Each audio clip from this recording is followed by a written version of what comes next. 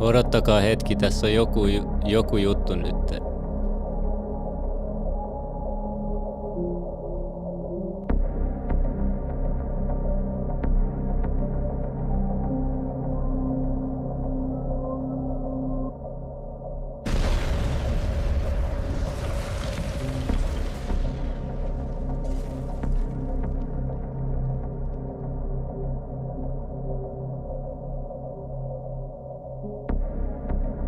Odottakaa hetki, tässä on joku juttu nyt.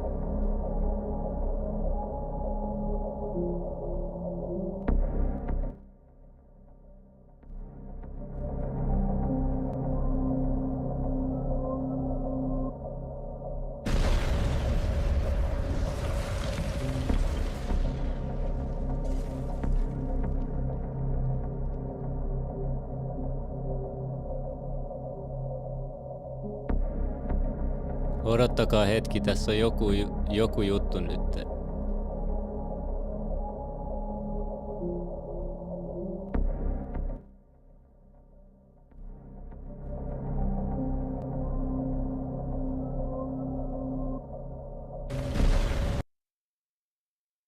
No niin.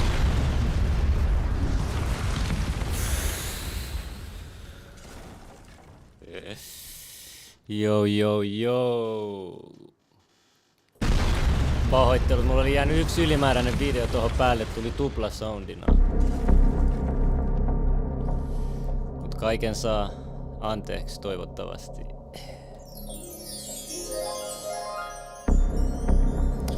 Toimiko yhteys hyvin, äänet hyvin, kaikki toimii hyvin ennen kuin aloitetaan tää banger-lähetys.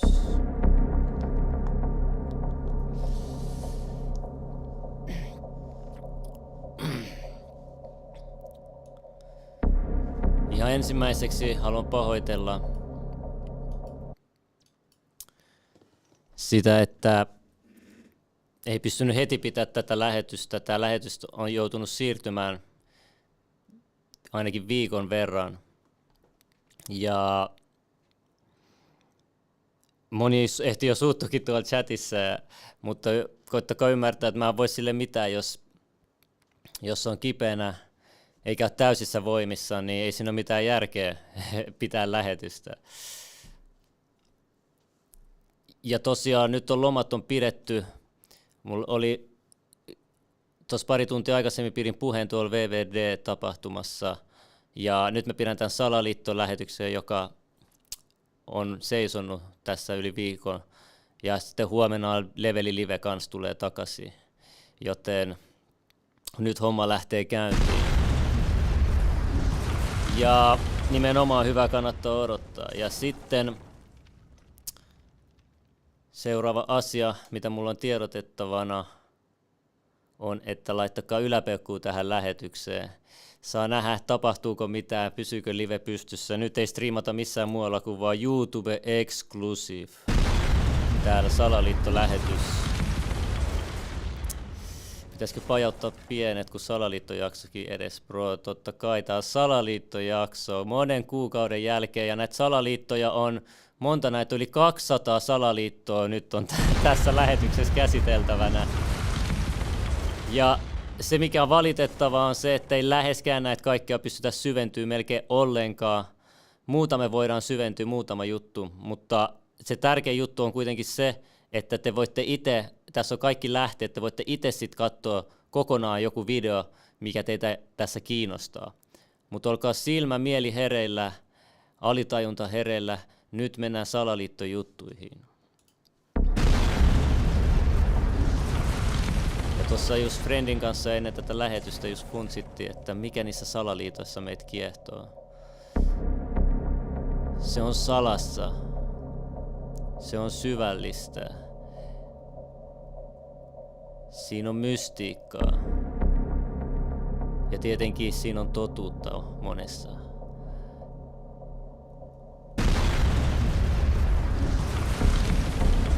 Ja tällä kertaa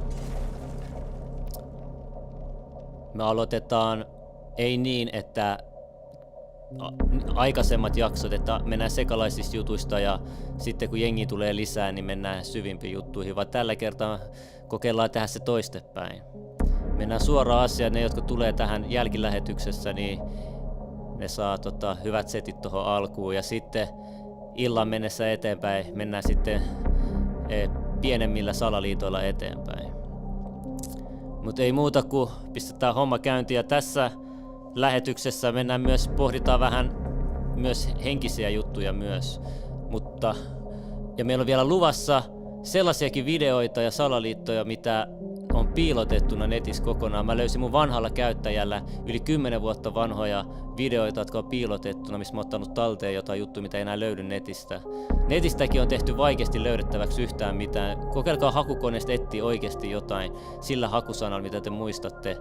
Ei ne enää löydy samalla tavalla. Meidän niin piilotetaan internettikin meidän silmien edessä, eri sivustoja.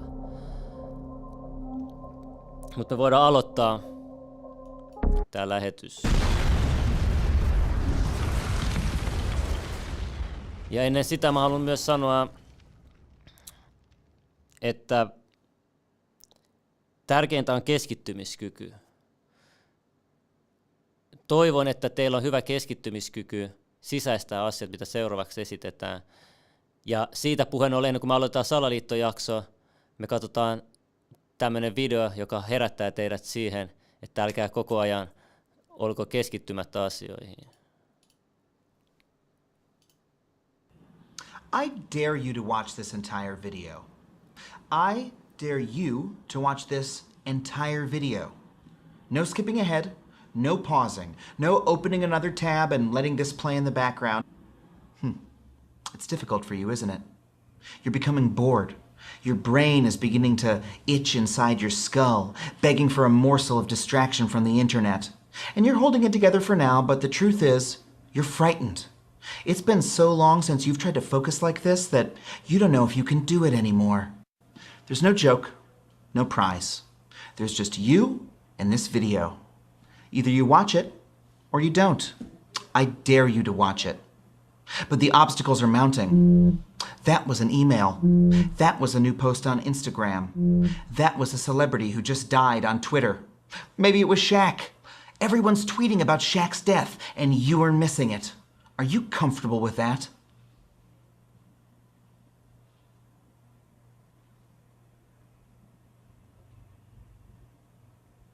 That was 10 seconds, but it felt like a year, didn't it? A decade of instantaneous entertainment has made you so mentally soft and fat that you find even 10 seconds of boredom excruciating. How sad. Remember when you were a child? You could spend an entire hour watching an ant crawl across a rock. One afternoon you checked out a library book and you were so engrossed that you read the entire thing in just one day. When was the last time that happened to you? The truth is, you're weaker now. Attention is the scalpel you use to cut away the fat from your life, but the internet has robbed you of it. And now, instead of choosing what you experience, you drift from tab to tab full of content you hate, like a hungry ghost who will never be full. Your life is filtering through your fingers, and you are doing nothing to stop.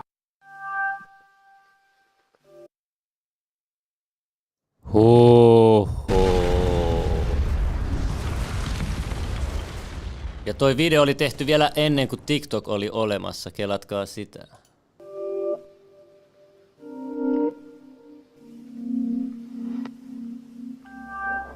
You felt it your entire life, that there's something wrong with the world. You don't know what it is, but it's there, like a splinter in your mind, driving you mad.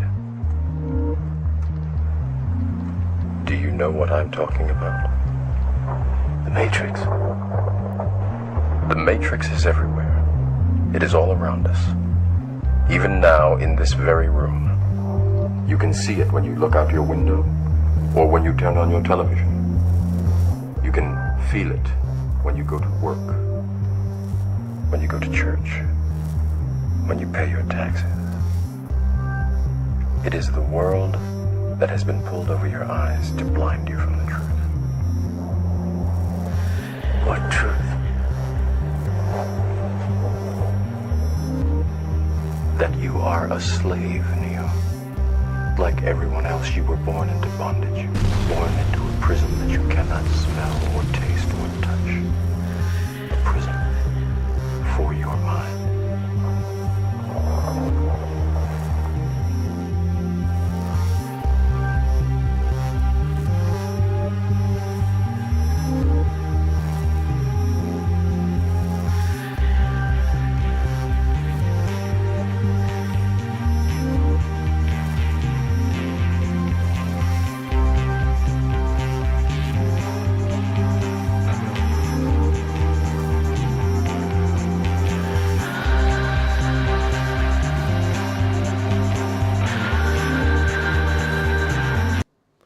Okei, jatketaan. Pistää teille pienet hypnoosit tähän alkuun.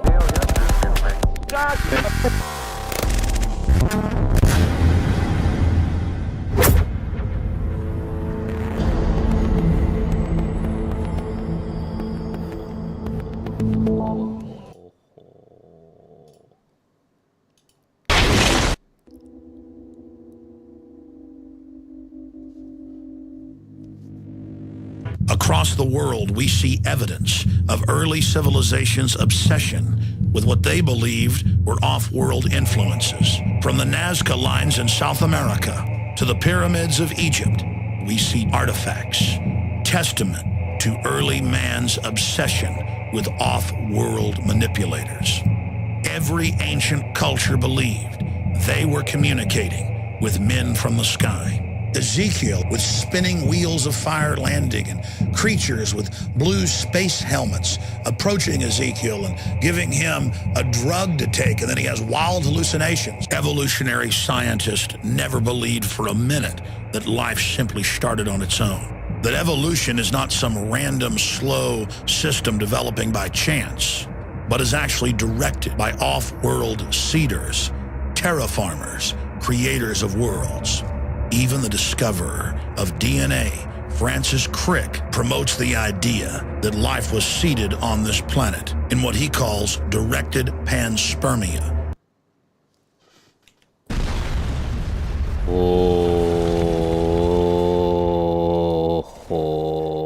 Mennään heti velimeininkiin.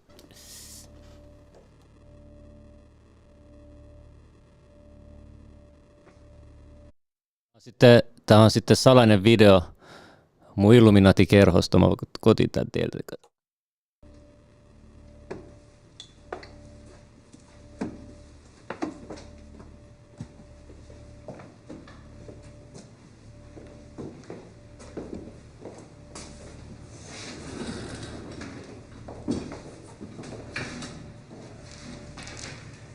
Mr. Prime Minister, Mr. Defense Minister, General, allow me to introduce myself. My name is François Rousseau. I'm in charge of an informal research group, which does not appear in your organization charts. Our president, to whom I personally and exclusively refer, thought it useful, if not necessary, that I clarify for you a certain number of issues. You think that as initiates you're better informed than most people. Allow me to doubt it. At this very moment, things are taking place. They are somehow serious enough for the informations and documents that I kept for you be revealed to you now. In a word, a manipulative operation unparalleled to this day on a planetary scale is being implemented and will be the final subject of my talk. As regards our era, everything in reality started just before World War II. Hitler had broken certain taboos, such as taking recourse to occultism and secret societies. The Ahnenerbe, a Nazi organization assigned with, among other things, archaeological and anthropological research, found this during an expedition to Afghanistan. This flying object is called Vimana, or Astra, by the Hindus. Moreover, during exploration of the subsoil by the Russians and Chinese in 1927, traces of a very ancient nuclear explosion were detected. Certain sedimentary layers had been atomically vitrified 50,000 years ago. The very same phenomenon can be observed around today's nuclear test sites. One must understand that Hitler, thanks to these discoveries, which he took highly seriously, was going to open a Pandora's box which no government, whether friend or enemy, wished to close afterward. Behind tragic history, which we all know, lies a theory based on the existence of full moons associated with the 4 geological cycle. According to Hans Oerbiger, founder of the world ice theory, the Earth had undergone 4 semi-global extinctions of life due to the fall of one of these moons. Effectively, as one goes along, the satellite moved closer, gravity changed and triggered some deep mutation of the genetic standard, thereby creating a race of highly intelligent giants measuring approximately between 10 to 13 feet tall. Several tens of thousands years later, the moon crashed, the impact causing a serious rise in sea levels and a nuclear-like global winter. This race of giants was to disappear due to a terrestrial gravity which had grown too powerful and incapacitating for their unusual size. Hitler was initiated to these doctrines, and contacts with Tibet in particular were frequent. The Nazis sought contact with the survivors of ancient civilizations, holders of ancient technologies like the previously described Vimanas. One of these civilizations spread out over the entire planet more than 600 pyramids made of stone, earth, and even iron. These pyramids are almost all pointed in the same direction, all have the same proportion as number pi, and all situated in magnetotelluric nodes. The oldest are in Asia. 2 of them are submerged, one south of Japan at Okinawa, another south of Cuba.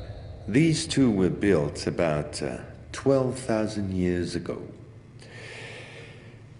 I began by this more archaeological reminder for this reason. Our civilization is the 4th of the cycle which I described previously.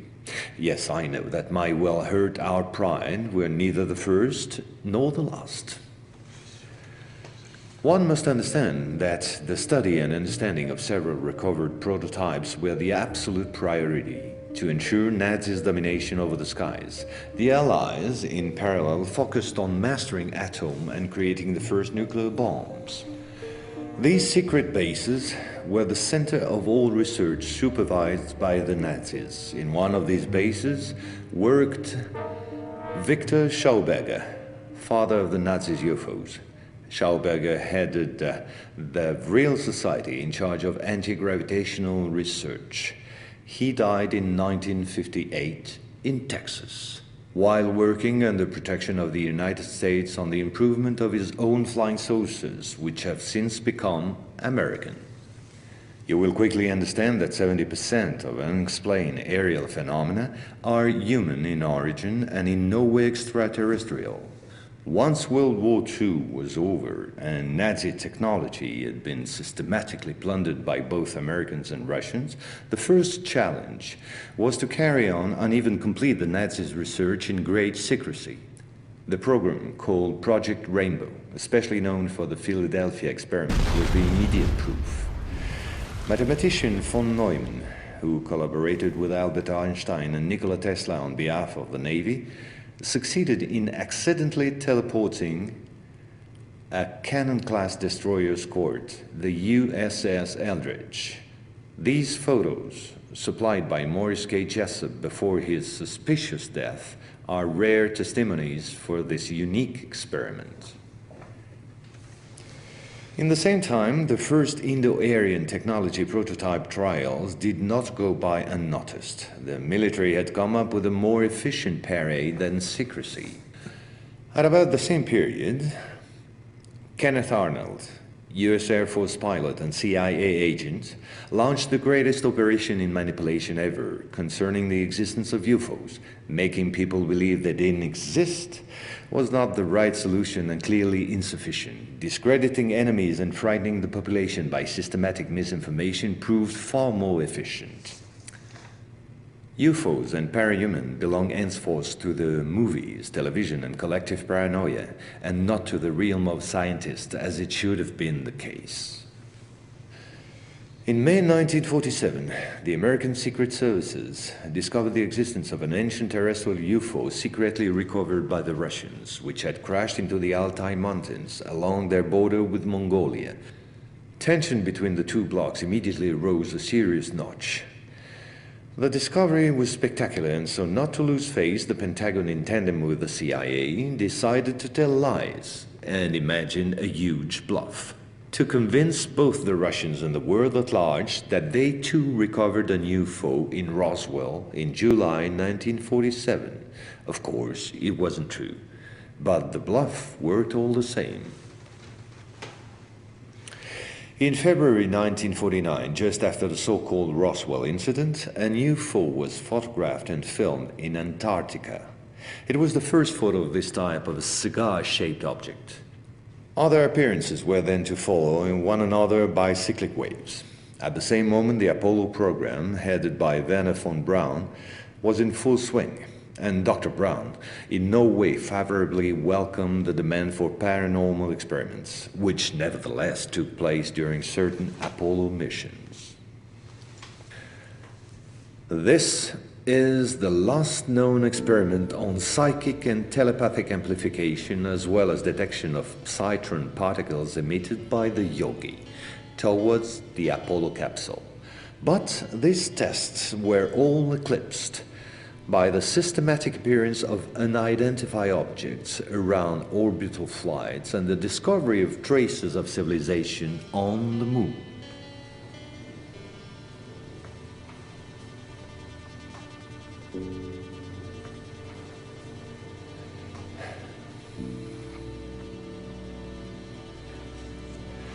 NASA had to face an avalanche of data and embarrassing proofs. The only solution was to put everything under the cloak of defense secret.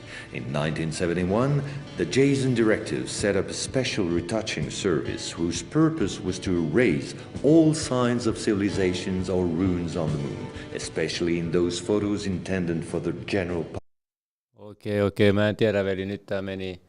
Mä oon Flat Earth Gang veli, ei voi mennä noita. Jatketaan. Mutta sekin on mielenkiintoista, että muistatteko se Itämeren UFO-keissi, mä aina tuon se esille, mutta siellähän oli sotaharjoituksia, Venäjä ja USA kilpaili siitä teknologiasta heti, kun siitä tuli tieto. Kattokaa tätä. Se on jotenkin jännä. Tuossa Itämeren UFO-metsästäjä huolestui sotaharjoituksia. Tässä, nyt tämä on tilaajille, onpa omituista, mutta kuitenkin tässä käydään läpi, että se oli outo, että just siellä paikalla sattumalta oli Venäjän ja Amerikan yhteissotaharjoitus. Kuinka usein sellaista tapahtuu Itämerellä noin 10 vuotta sitten, just viikko sen jälkeen, kun Itämeren UFOsta julkaistiin uutinen. Aika omituista. Kyllä se ehkä jotain kertoo myös historiasta. näiden UFO-teknologioiden kanssa, mä en tiedä. Mistä tämä nykyinenkin teknologia tulee, siitäkin voidaan keskustella. According to Ike, the Isle of Wight is a world within a world, with Freemasonry and Satanism at its center. The ancient ley lines scoring the landscape make it a powerful spiritual hub. I think the plan is he's going to show us this stone, which is part of a old stone circle. It's the main one where apparently satanic rituals happen on a regular basis. So this is a place here then where you think these rituals, or you know these rituals. These rituals definitely go on at this place up here. Is this? It's called the Long Stone. In fact, there's two stones. One's on its side and one's standing up, and it's a beautiful walk this direction. Let's go. After you. Cheers, sir. mate. It opens out eventually, and you get a fantastic view. Mitä mieltä onko Suomessakin tällainen saari? Katsotaan. It's interesting, when you look at the traits, this is mainstream science, when you look at the traits of what we call the reptilian brain, reptilian genetics, which we all have, one of the traits is an obsession with ritual. So, when you look at all the pomp and ceremony of the royal family, you know, with Buckingham Palace and all this stuff, and all the ceremonies and the guards and the horses and the colours, you're looking at ritual. But you say that the people that actually live on the island are part of this. There are people. There's a network on the island that are big time. I mean, the Isle of Wight is a beautiful place, and if you pick up the higher levels, the vibrational levels of it, it's a very pleasant place to be. But my goodness me, there is a network of Freemasons, Satanists, and paedophiles that run this island. And this is they run its police, government, the government, everything. We're almost here at the top. Oh, see nearly. There it is. The Long Stone. There we go. It's funny, you know, you come on a day like this. It's a nice day, and there's families around, and you see these stones. You could see these on May the 1st, Halloween, that kind of, in these ritual periods of the year. And you'd be a totally different story. You would see something very different So here. this is the center point of this energy that they're trying to tap into. What they would do, among many other things, you'd have them in their robes and hoods all around here, and you probably have, you would have the sacrifice on the slab this is here. The altar. This is their altar, yeah. And what they're doing, it's horrible, but let's get the truth out. What they're doing is manipulating the sacrifice. The sacrifice knows the sacrifice is coming, and who's going to help them? Look, right. At midnight or something. No one. And what they then do is they sacrifice the victim, and they drink the blood immediately, which has this chemical substance in it, and they go crazy. I mean, you know, I've talked to people who've been at these rituals, and how once the Tähän aikaan, kun tämä video tehtiin, ei kukaan edes tiennyt mitään adrenokromesta. sacrifice happens and the blood runs, these people go crazy with blood.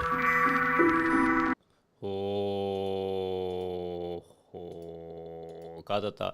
Mä toivon, että ei tule mitään copyright-juttuja näihin videoihin, mutta mun on pakko näyttää näitä kohtia, nämä niin tärkeitä.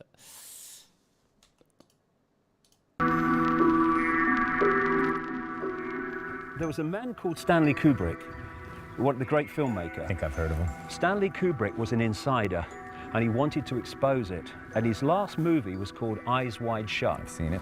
Now, Eyes Wide Shut, he died very, very soon after it was presented to executives at the film company, and was given no fanfare whatsoever when it came out. Didn't they It just re-edit the hell disappeared. out of it as well? Yes, they did. They took 25 minutes out of it, which he refused to do. Now, he filmed a ritual with Tom Cruise in it, in which I only know more recently was a Rothschild mansion. And what he filmed is a mild version of what goes on. Lievä versio, bro. Kato tota meininkiä. Tämähän on perus viikonloppu Bile Baltzarin asunnon. Because he knew. And you had the colours. You have most people in the ritual in Eyes Wide Shut were in black. The main guy was in red. Here we Bro, no naiset voi kyllä olla bileissä, ei siinä ole mitään. go again. Yeah. You had the orgies going on, and you had the people being killed, the lady being killed. But that was such a mild version. I don't know what was in the 25 minutes they took out, mind, because The real version is that there's blood everywhere. We see a hierarchy in the public arena of president, secretaries of state, of prime minister, secretaries of state, down. Yeah. That's the public hierarchy. The real hierarchy in the shadows is the occult hierarchy. And if you're higher in the occult hierarchy, the satanic hierarchy, which is incredibly hierarchical, it's all hierarchical, then you have more power over someone higher than you in the public hierarchy. Niin, kuulitteko te? On julkinen hierarkia ja sitten on ihan toinenlainen hierarkia. Te ette voi tietää, ehkä mä oonkin Stubbia vaikutusvaltaiseen. You know, people familiar with your work would know that you've made some predictions over the years, and they've come to pass. I mean, I think this may be part of the reason why people are really starting to pick up on your work. Something like the internet, what do you see happening? I mean, because at the moment, this is how people are getting. This is why all over the world, all the politicians go and kiss the ring of the Holy Father and bow down and kiss the ring. Why? Because he's the Holy Father. He represents God. He is the Godfather. We're talking Rome. We're talking powerful occult orders of secret societies. Opus Dei. Ei. Opus Dei on hyvä kerho ja Junno on puhunut siitä. Sitten kattokaa, mutta oikeasti ainakin Helsingin Opus Dei on loistava paikka. Sitten kattokaa tätä Knowing-leffassa, missä Nicolas Cage näyttelee aikoinaan, kun oli BP:n öljytuho ja Fukushima-tuho, niin tämä elokuva ennusti molemmat samalla kerralla, kattokaa. Tämä on vanha video, mikä mä olin joskus ottanut talteen. Oikeastaan nuo kaikki äskeisetkin, mutta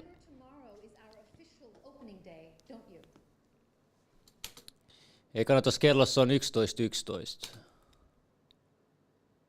Mutations.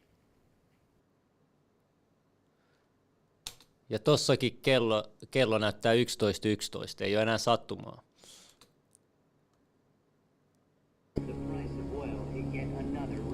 A devastating fire burns out of control in the Gulf.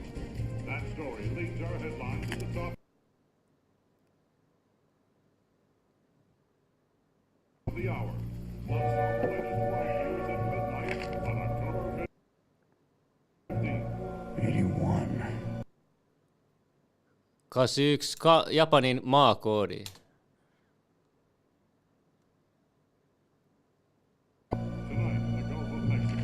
Vielä 666 numeron vieressä. Eli oliko joku sellainen tämän takana?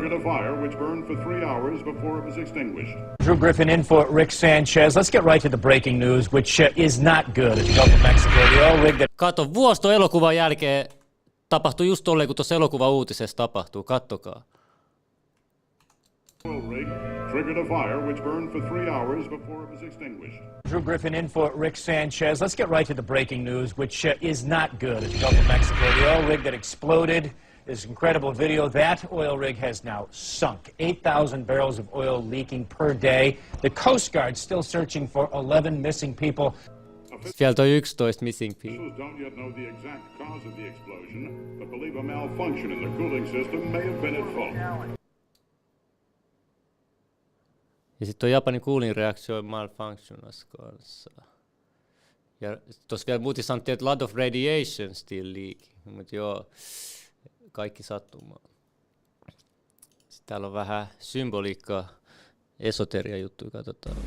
I'm Wayne Herschel, author of The Hidden Records. You see in the middle of the screen there. I'm holding the parchment of the Key of Solomon that comes from the British Library, from this book you see here. That's what it looks up close. I'm going to go through the details, but the story starts with the story of King Solomon's ring that binds the demons. Demons are found out with stars. And if that was the case, this ring was some sort of laser pointing device, as you see here. Lord of the Rings. Sitäkö se tarkoittaa oikeasti? Binds the demons. Demons are found out with stars. And if that was the case, this ring was some sort of laser pointing device, as you see here.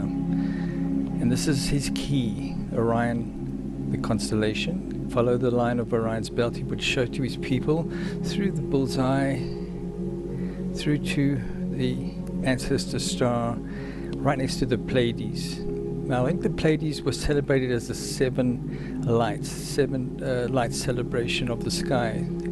The Pleiades have that shape of the leg of the bull. Now, is it a coincidence? In Jerusalem, the layout of the city when it first was built, the city of David had this shape. This is the Ritmeyer design that's shown there. And of course, in Egypt, we have the leg of the bull showing the way to the Star of the Gods, to a male and a female in a Genesis situation. That's in the main documentary here with right hand and the left. That is the Masonic document of the first degree, the Cinema Tomb, and the Solomon Key all have the same little beam of light coming from a star. Press pause when you come back to these a little bit later, and it's the three suns. So now it's off a coffin lid so you can see the shape, the star. Now the cleaver's pointing today, Scott, it was in this position, and that's where it is today. What do we have on the first degree tracing board? The same 7 stars and the same angle above the horizon. It seems to be an exact match. So Dendara matches the first degree tracing board. Beam of light and 4 orbs. The Egyptian Tuaket symbols identifies our local sun's path from horizon to horizon. It reveals the ecliptic. To solve the cipher puzzle, start by following the alignment to the first dial-up symbol. Each component is a piece of a constellation. Proceed anti-clockwise and watch it reveal itself.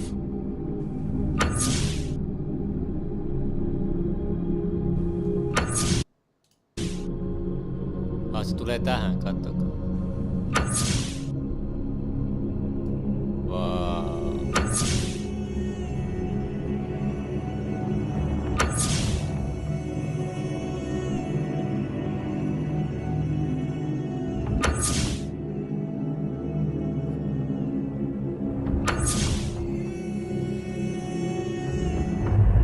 Noin tärkeä tähdistö, että se on Wayne salattu. says, what we have here has to be a Stargate window.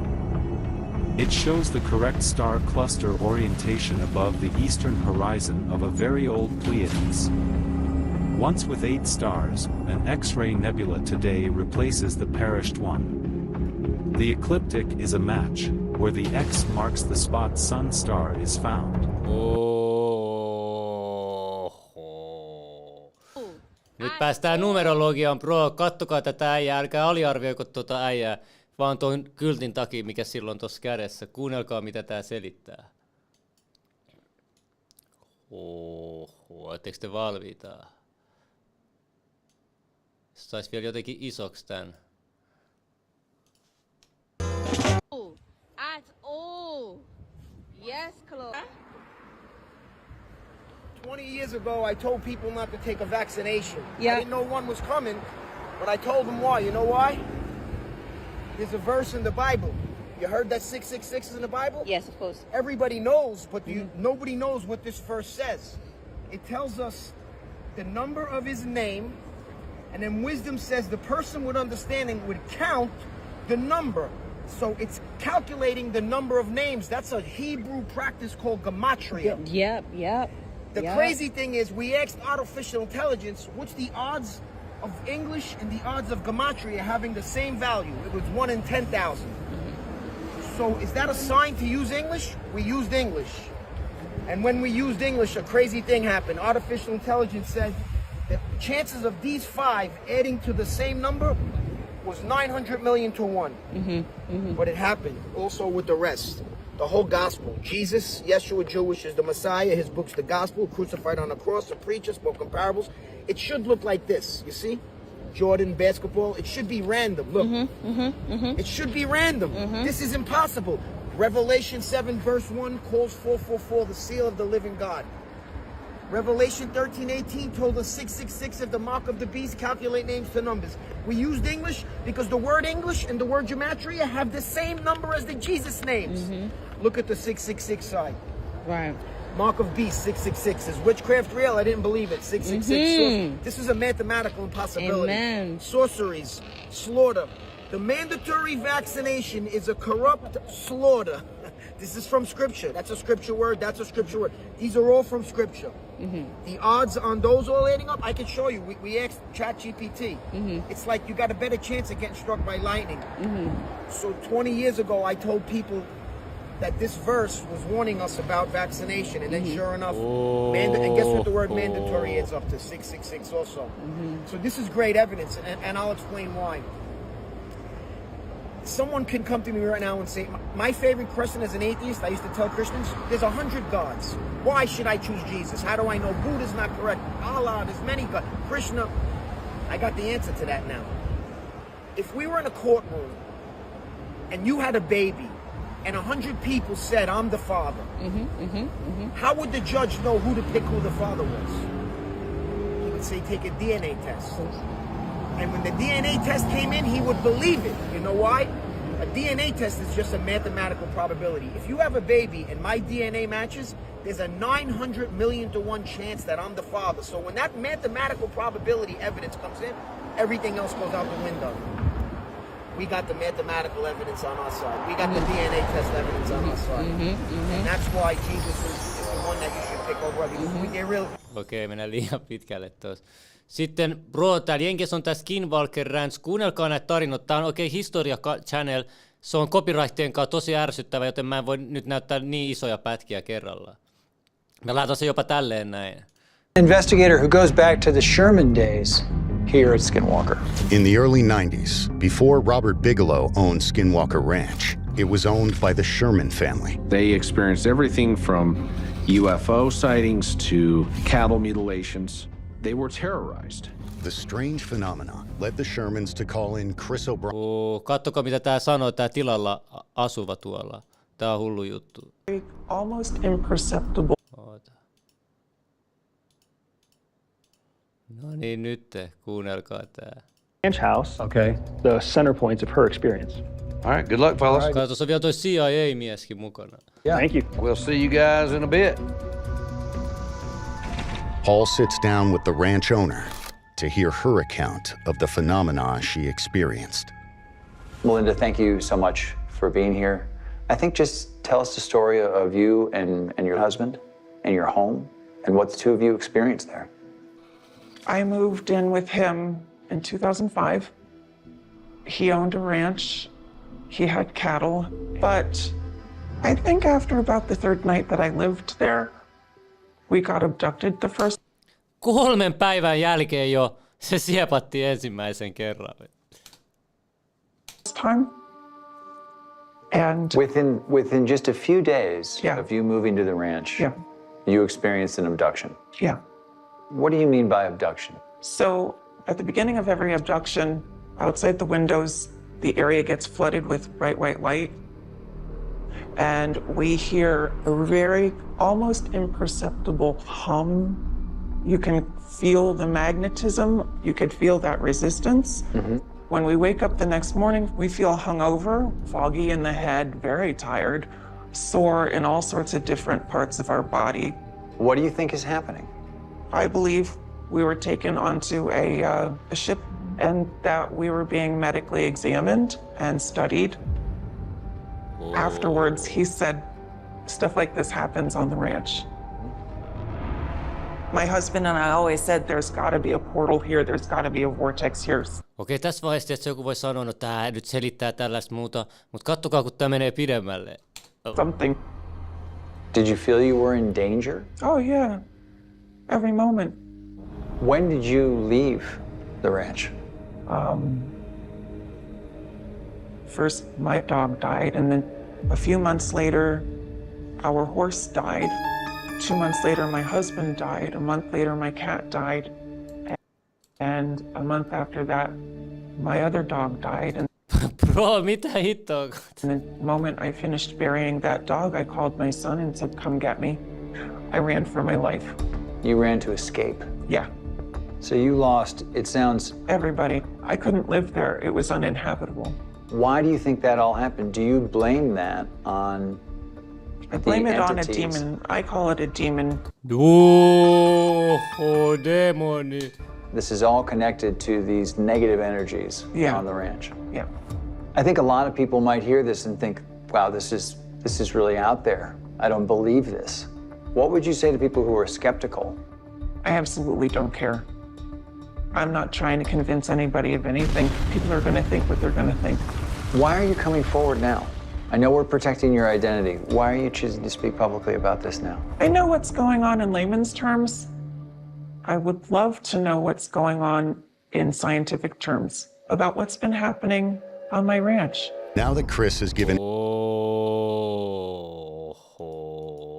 Kannattaa seurata historiikanavaksi tilata. Täältä tulee nykyään vaan banger-video, että tullut kuukaus perään.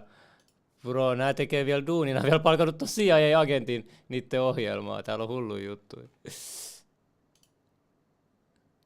In 1969, as part of Project Magnet, the U.S. government's Central Intelligence Agency mapped magnetic and gravitational anomalies in the north of the African continent. But the main task of the mission was to conduct aerial reconnaissance of a suspicious geological formation in the Sahara, the Richat structure. Geologists are still debating what could have created such a perfect pattern on Earth's surface. The CIA claims that no anomaly was found on the ground, and such relief was apparently created by nature accidentally. At the same time, the intelligence services are still hiding the results of the structure's survey from the public.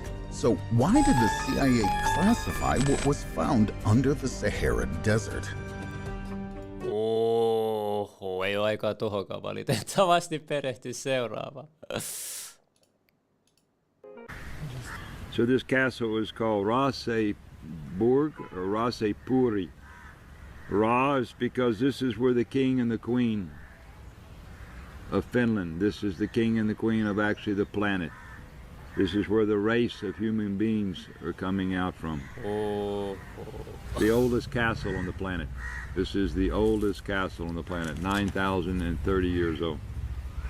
And this ruin of this castle, these foundation stones are from 9,030 years ago. The Finnish government wants to put this thing at the 15th century or something, but the castle is actually 9,034 years old. And this is where the race of human beings, they came out from here. Joo, ihmisrutu tuli Raaseporin linnasta, koko maailma on ihmisrutu. And this is the race of all human beings on this planet. We all come from this ringland here called Asgard. Mäki on sieltä kaikki. Or Hell, or Ashel, or Midgard. Had many names, this land. Today we call it Udenmaa. And Uden is the sun, Uden is the ring, Uden is everything. Ma means the land, so it's the land of Uden. It's the sun land, which was surrounded by one sun going around and around in one circle. Uudenmaa, meinaatko se Odinin maata? Soldier of Odin.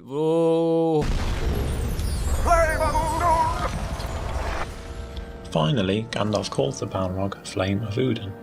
The flame bit's easy as it's a fiery demon, but Uden is less clear.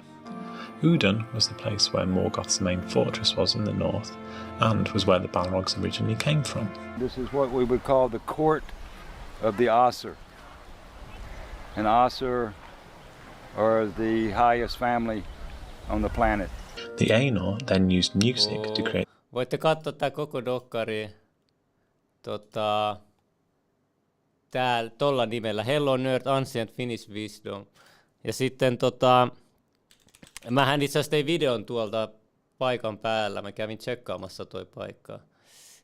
Tuon videon innoittamana. Täällä. Joo, hyvät Leveli katsojat, me ollaan... Missä se on? Raaseporin linna. Täällä, kattokaa. Raaseporin linnassa, linnan raunioissa. Ja hyvät ystävät, tästä paikasta on paljon teorioita, paljon kaikkea. Mä katson jotain Tartaria, Suomi-dokumentteja, Viikinki, Hyperboria ja muita juttuja, että oikeasti kaikki kulttuurisivilisaatioista näistä täältä paikasta tullut. So this castle was called Raseburg.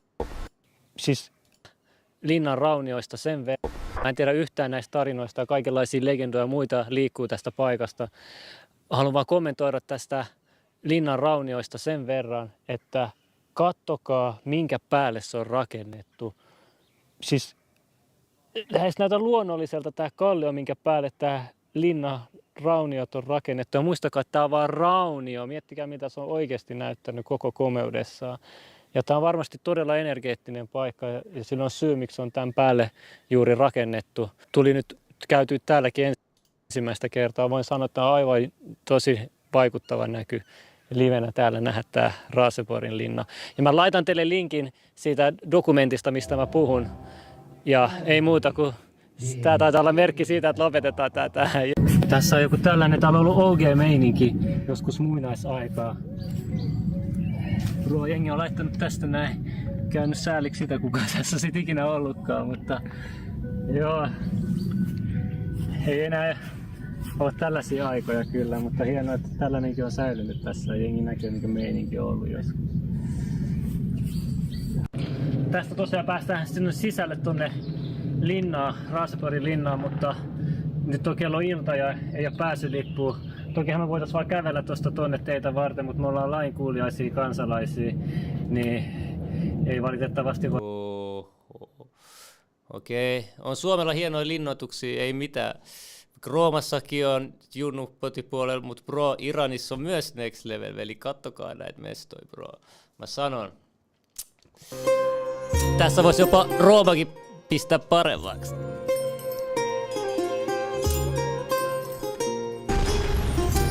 Bro, katso tota blingin määrää. Edes Roomassa missään ei ole tällaista blingin menoa. Missään edes Saudi-Arabiassa tällaista on, mitä Iranilla on, eli kattokaa tätä näin.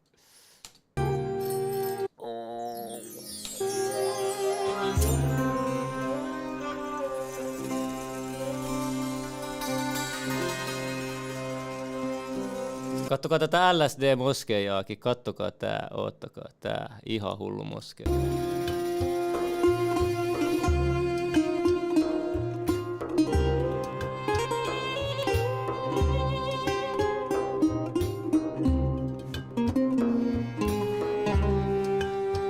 Bro, kuka ikinä tän on tehnyt, se on ottanut sellainen kasa DMTtä.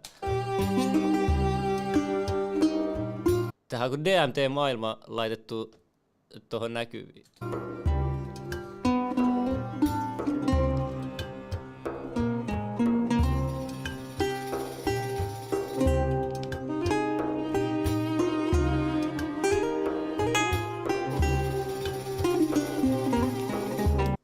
Pitää käydä tuolla kyllä ehdottomasti. Sitten käärmeistä. Monella on todella vähän tietoa käärmeistä. Se on niin demonisoitu käärme, varsinkin kristillisessä piireissä, mutta jos te haluatte tietää vähän enemmän syvällisempiä juttuja käärmeistä, ne on erittäin herkkiä eläimiä, mutta tässä on teille video, mitä voitte katsoa. And this knowledge of the snake goes back to pre-agricultural times. You know, this is Gobekli Tepe in 7,500 BC minimum, right? The serpent worship was there, you know, massive serpent worship. And then this is Sumerian god Enki drinking serpent venom, right? In 2,500 BC, you know.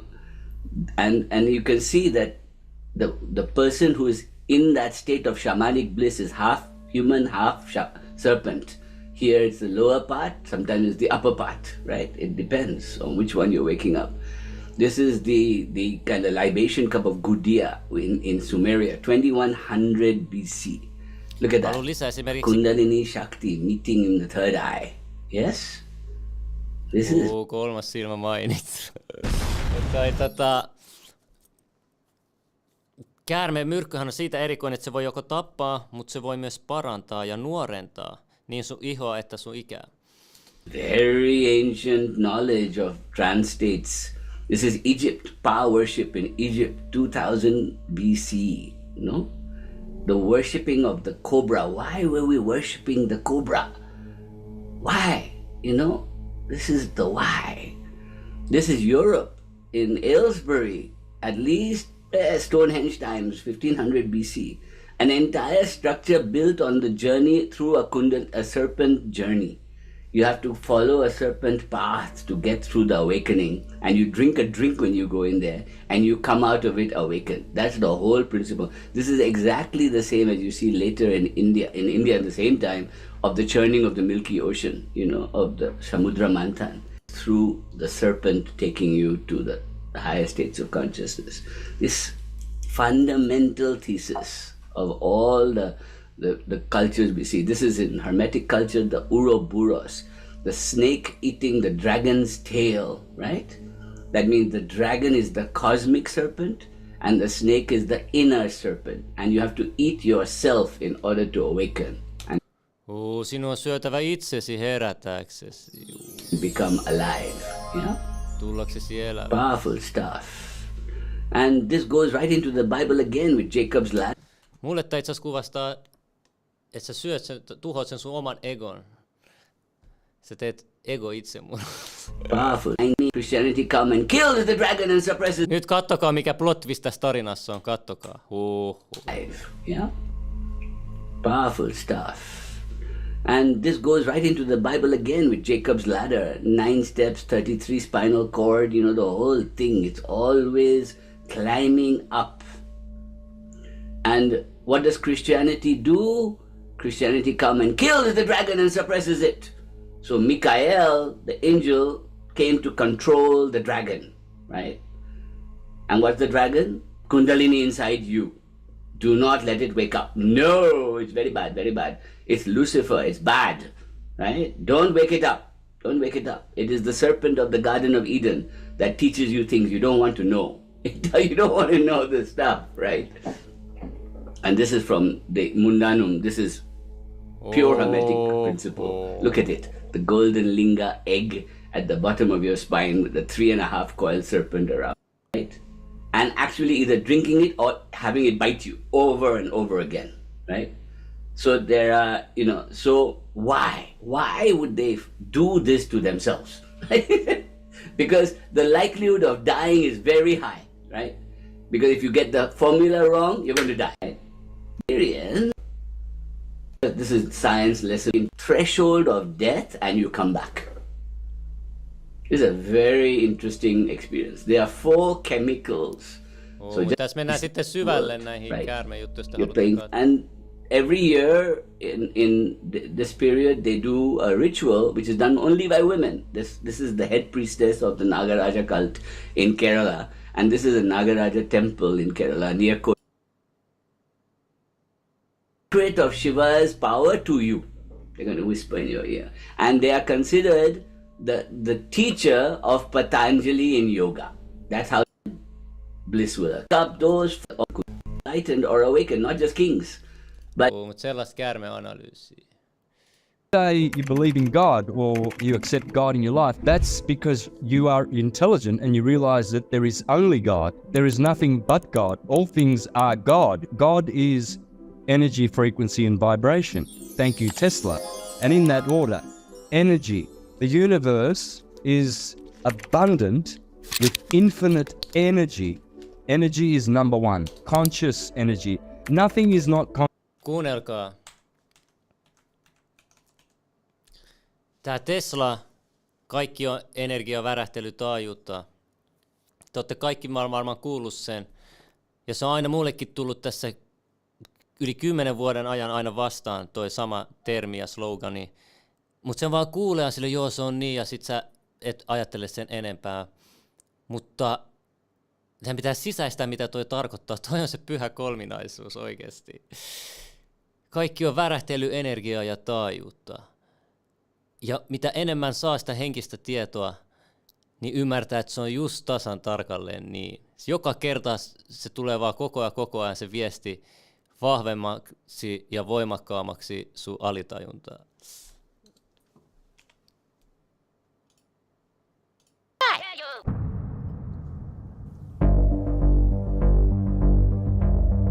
They proposed a solution, carbon credits. Every industry, every small business, every person would have a cap on how much carbon they emit.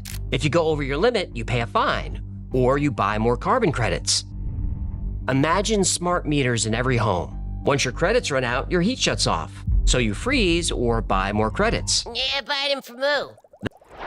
They say this system would save the planet. And it might. It would also be a great way to control people, especially the poor and middle class. But how can such radical changes be implemented without public outcry? Mind control. No, not by using chemtrails or putting something in the water. Their mind control is subtle persuasion and distraction and propaganda. But you're not going to fall for propaganda delivered by bankers you've never heard of. The propaganda is delivered by people you already know.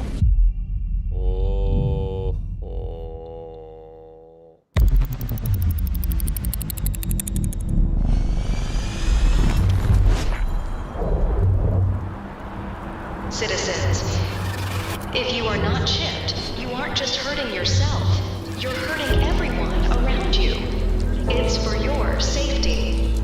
Get your chip today. Get your chip today.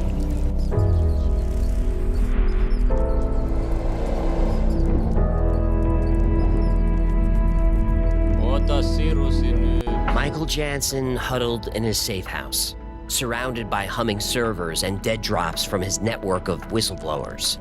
The world outside had become almost unrecognizable.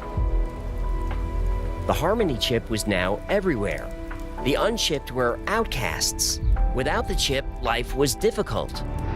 You couldn't enter a store, board public transit. Siis tähän on vaan korvattu se rokote sanalla chip. Seuraavaksi toi on se chip, kattokaa. Tämä on ihan sama kuin koronakeissi. Without the chip, life was difficult. You couldn't enter a store, board public transport, or even access your own home without the chip signal. Tämä on kuin koronapassi 2. Healthcare was off limits, and finding employment was impossible. The chip had become your identity, your wallet, and your key to society. Michael had gone off-grid to avoid Toihan on nyt sama puhelimella. identity, your wallet, and your key to society. Michael had gone off-grid to avoid it, relying on a shrinking circle of trusted allies. It was clear to him now. But even as others realized they were being tracked, they were willing to give up their privacy. Living with the Harmony chip was just easier. Besides, if you weren't doing anything wrong, what did you have to fear? And people could be tracked in other ways. Cryptocurrency was once seen as a tool for financial freedom, but no longer. The Global Council had co-opted blockchain technology to create the Unity coin. And, as predicted, every financial transaction was logged and scrutinized. A few people still use decentralized cryptocurrencies like Bitcoin, but no mainstream product or service could be purchased with anything but Unity. Sure, Bitcoin kept its promise, a truly peer-to-peer electronic cash system free from the control of any central authority. But what good is it if no merchant would accept it? Tekeekö ne Bitcoinille saman kuin käteiselle? Nations had all but dissolved, replaced by economic zones governed by AI algorithms. These algorithms help promote the Global Council's agenda, but AI did more than promote policy. Tämä on meidän ylimpien poliitikkojen märkäinen unelma. It enforced it. Dissent was now classified as a form of mental illness. Those who spoke out against the council were removed from society for their own safety. But Michael had actual hard evidence, and it was damning. He traced the connections from Bilderberg to the Trilateral Commission to the Council on Foreign Relations. He had proof of how they architected this New World Order over decades. The truth had to come out. But publishing was nearly impossible now. All media was centralized. Tän takia ne on nyt Telegramin ja X:n kimpussa. But there were corners of the internet still hidden from the council. Places where dissenters communicated through encrypted message boards on the deep web. He knew they would get the word out. Mutta tää jatkuu ja jatkuu. Mitä täällä on? Craft a narrative. They'll use phrases like global unity and global community to make a one-world government seem perfectly normal. If you want to live in a society that is receptive to new people and ideas and commerce and travel and globalization. Tätä mieltä mä oon globalisaatiosta. Itse ollut ikävä tuota pierunappia. Must be made for a better future. Mutta joo, voitte katsoa tämän kokonaan. Tuossa näkyy, miten sen löytyy. Mount Everest, November 9th, 1951. Tämä on taas History Channel, pitää varoa. On the Menlung Glacier, at an altitude of 18,000 feet, British explorers Eric Shipton and Michael Ward came across a mile-long trail of unusual footprints. Not expecting to find humans in this remote corner of the mountain, the climbers examined the prints to determine what made them. To their surprise, the footprints were in the shape of a large human-like foot, one roughly twice the normal size. Kattokaa tota jalanjälkeä keskellä ei mitään vuoristos lumisessa sääs. Jos te haluatte tietää lisää näistä Bigfoodeista, mitä näitä suomeksi nyt sanotaan, mä muistan mikä se oli, katos mun muistista yhtäkkiä, isojalka, niin ne on interdimensionaaleja olentoja, siksi niitä on vaikea löytää, ja tässä itse asiassa tämä tyyppi kertoo ja myös näyttää pätkiä, mitä se on kuvannut äänimateriaalia noista isojaloista.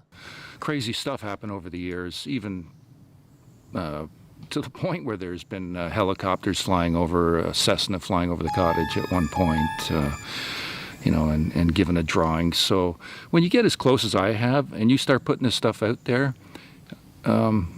things happen that show you're being watched by humans. Who knows what level of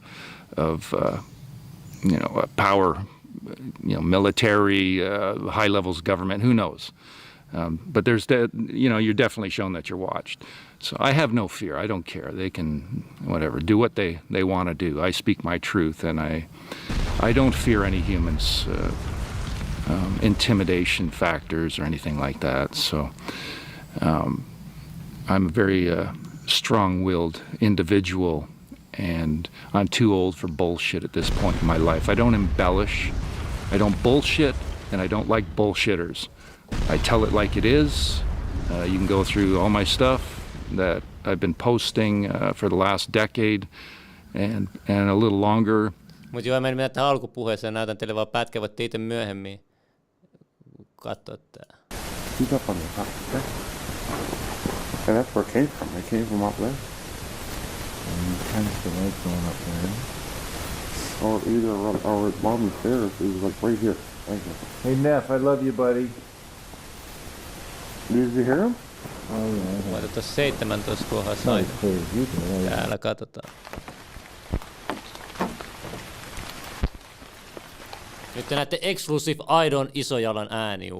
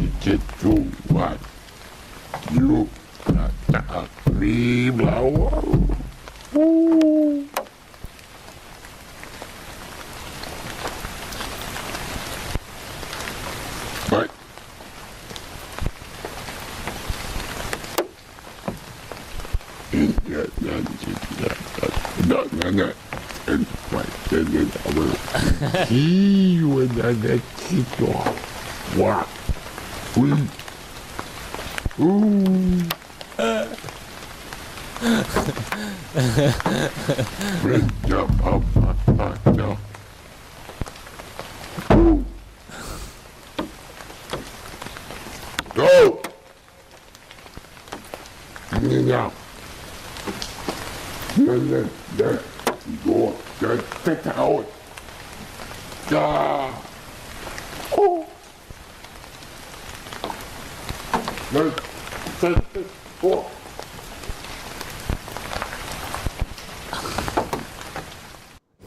This one is June 28, 2013. It's 5:30 a.m. roughly. That was a departing vocal from a night of some crazy vocals that were given, calling out my name and that stuff. But this vocal at the end of the night is just astounding. I'd love to see anybody on earth recreate this. You can hear the power in his lungs from such a distance from the microphones as well.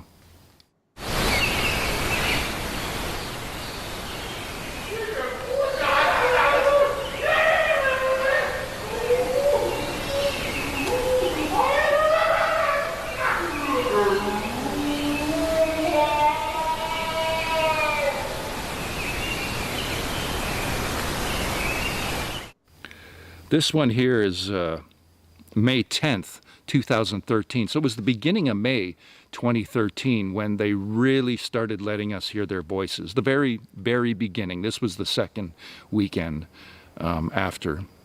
So the second weekend. I think they were about 5 minutes apart. So the other one, I think the first file I came.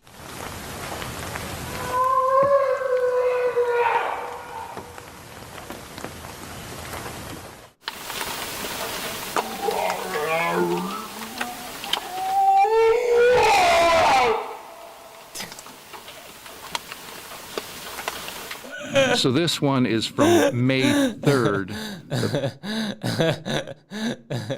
Onks tää se iso jalka? I went through this crazy religious thing where I got born again. First day of training camp. Whoa. Yeah. What happened there? Craziest thing in my life. Craziest. I still. It's like it's the craziest thing that ever happened to me.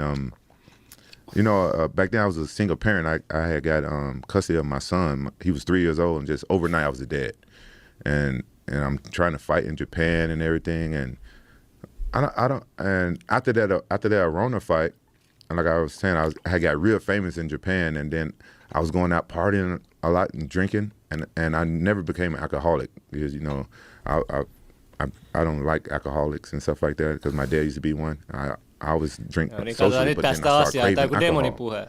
So long story short, I think one thing led to another, and one day I just had this crazy dream, and I was at home, and it seemed like it was a devil in my chest with his hands like this. I'll never forget having his hands in my chest, and it had some female spirits around, and he was saying, "It's okay, it's okay, it's okay." And I was like just laying there in my dream, and I heard a voice said, "Do you know this man?" I was like, "No." Then he said, "Well, you're not okay." "Well, it's not okay." I said, "Oh," and I jumped up, and I went to go. I was scared as fuck. You know, I'm a big bad motherfucker, fucking people up, and I was scared. And I went to go wake my son up, and he said he was dreaming. He wouldn't tell me his dream because he didn't like me that much, because I just got custody of him. I'm being the father figure, making him eat healthy and telling him no and stuff a lot. So he wouldn't tell me a whole lot. But he said he was dreaming. So my friend finally got out of him. He said when my dad woke me up, God and the devil was fighting, and God hit the devil with the sword. And when I woke him up, he just did like this, just purged a lot of white pus out his mouth. What? Yeah, crazy. True story. So I take him. That's not even the scary part. That wasn't what scared me. What scared me was I took him to preschool, and I got back in my car, and I must have left the radio on. As soon as I turned the radio on, it was something. It was a commercial on. I didn't know at the time what commercial it was, but it said, "The curse of such and such. Your soul is mine." That scared the shit out of me. Whoa. I turned the radio off for 6 weeks. Like 6 weeks. I found out later it was a fucking commercial for Revenge of the Mummy ride in fucking Six Flags. That shit scared me straight. Johdatuksen kautta toimii. Synkdorismin kautta toimi toi spirit. The devil talking. Yeah. Oh my God. Scared me straight, bro. Kela Rampage Jackson pelkäs. Wow. And then that night I couldn't sleep. Me and my son, we went to go sleep over one of my friends' house. And this what brought me to being born again, what Christians say. I had to piss. and I was over my friend's house. It was really dark. I told you I was scared. I couldn't sleep in my room. Me and my son sleep on the floor in my friend's room, and I had to take a piss. And my son was wetting the bed, and he was lying a lot. I'm trying to teach him not to lie and teach him not to wet the bed. And I was finna wet the bed and blame it on him because I was too scared to go to the bathroom. You were too scared to go to the bathroom. That's so nuts. Yeah, and I just, what I did, I prayed to God because my dad had just got saved like 2 years before, and he said he was praying for me. And I remember when my dad said, he said, oh, when you pray to God, just say in Jesus' name. So I was like, God, I'm a coward right now. Just take this fear from my heart. In Jesus' name, I love you.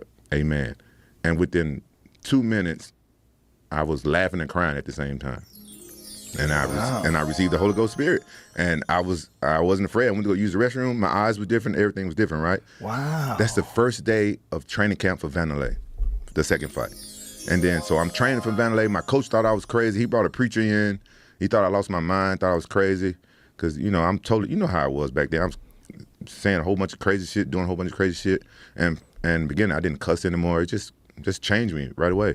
And then my coach found out I wasn't crazy, but it was the start of, you know, our relationship going south. And I started training for Vanderlei, then got close to the fight, and I was like, I'm gonna kill this motherfucker, I'm gonna kill him.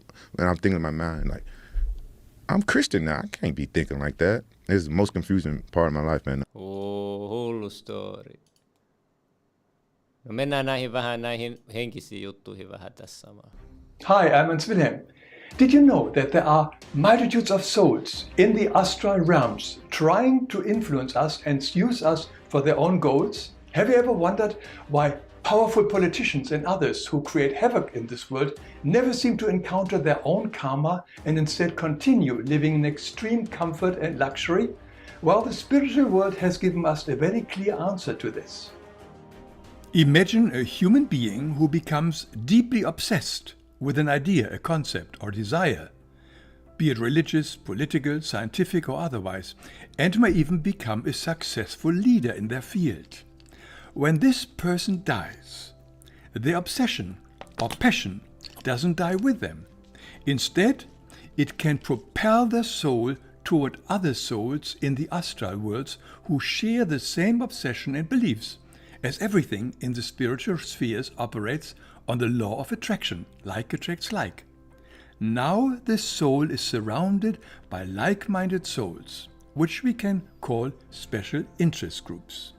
In her books, Gabriele explains that various interest groups in the astral realms manipulate, control, and promote human beings through energy fields. These groups connect with individuals who carry similar tendencies, desires, or passions. Let us look at some examples. For instance, there could be souls who were scientists in a previous lifetime and now use their influence over scientists here on Earth. Or there might be souls groups of various religious leaders who now control religious authorities, indoctrinating large numbers of followers. Additionally, there are interest groups of souls who held prominent positions in politics and now influence politicians and their followers around the world who share their dogmas and ideologies. Another group could be former medical doctors who work through current doctors on Earth. Or think of former generals and war leaders who now encourage those in powerful positions to start new wars and military conflicts. So there are many different interest groups of souls who pursue their own goals and interests through human beings on Earth. Their goals are always the same: to achieve through humans what they could not complete in previous incarnations. Now let's look how they actually control other human beings here on Earth. As we have seen in my videos, prior to our incarnation, we, as a soul, are given a rough outline of our future life on Earth, resembling a predetermined elliptical pathway. From birth to death, we see all the self-created karmic challenges or obstacles that we must either clear up and overcome or expiate in form of suffering, illness, or other blows of fate. However, we are also shown the help that awaits us if we choose to incarnate, such as the presence of our guardian spirit. For most of us, the main reason, eventually, there are also souls who, during their entangled in the temptations and negative distance wins, their stress or entire separate through energy fields on the ellipse, the actions also known as mutta Joona, kyllä taas sitten pointti, mennään eteenpäin. Täällä on vielä yksi video pahuudesta. Katsotaan miten tässä. Hi, I'm Hans Wilhelm, and in this video in the Life Explained series I would like to talk about evil. What is evil? Generally it is seen as something like a morally reprehensible act that causes harm and discomfort to others. The old Aramaic meaning of evil is unripe. Someone who commits an evil act is somebody who has simply forgotten who he or she is in truth, and we can also see evil as an evolutionary catalyst. For instance, when a person or a whole society has gone through a horrific war, they often evolve to a more peaceful and peace-loving and compassionate consciousness. But what about the evildoers? What encourages them to commit these acts of evil? To explore this question, I would like to share with you the mystical explanation that we find in many traditions. Now, for some of you, this may be a bit too far out, but as I have said over and over again, I'm not here to convince anybody. I'm merely sharing different and new insights. We have to go back to the beginning of creation. And here we have the pure spiritual heavens, or we can also call them the love, and the realm of the absolute, where evil is not possible.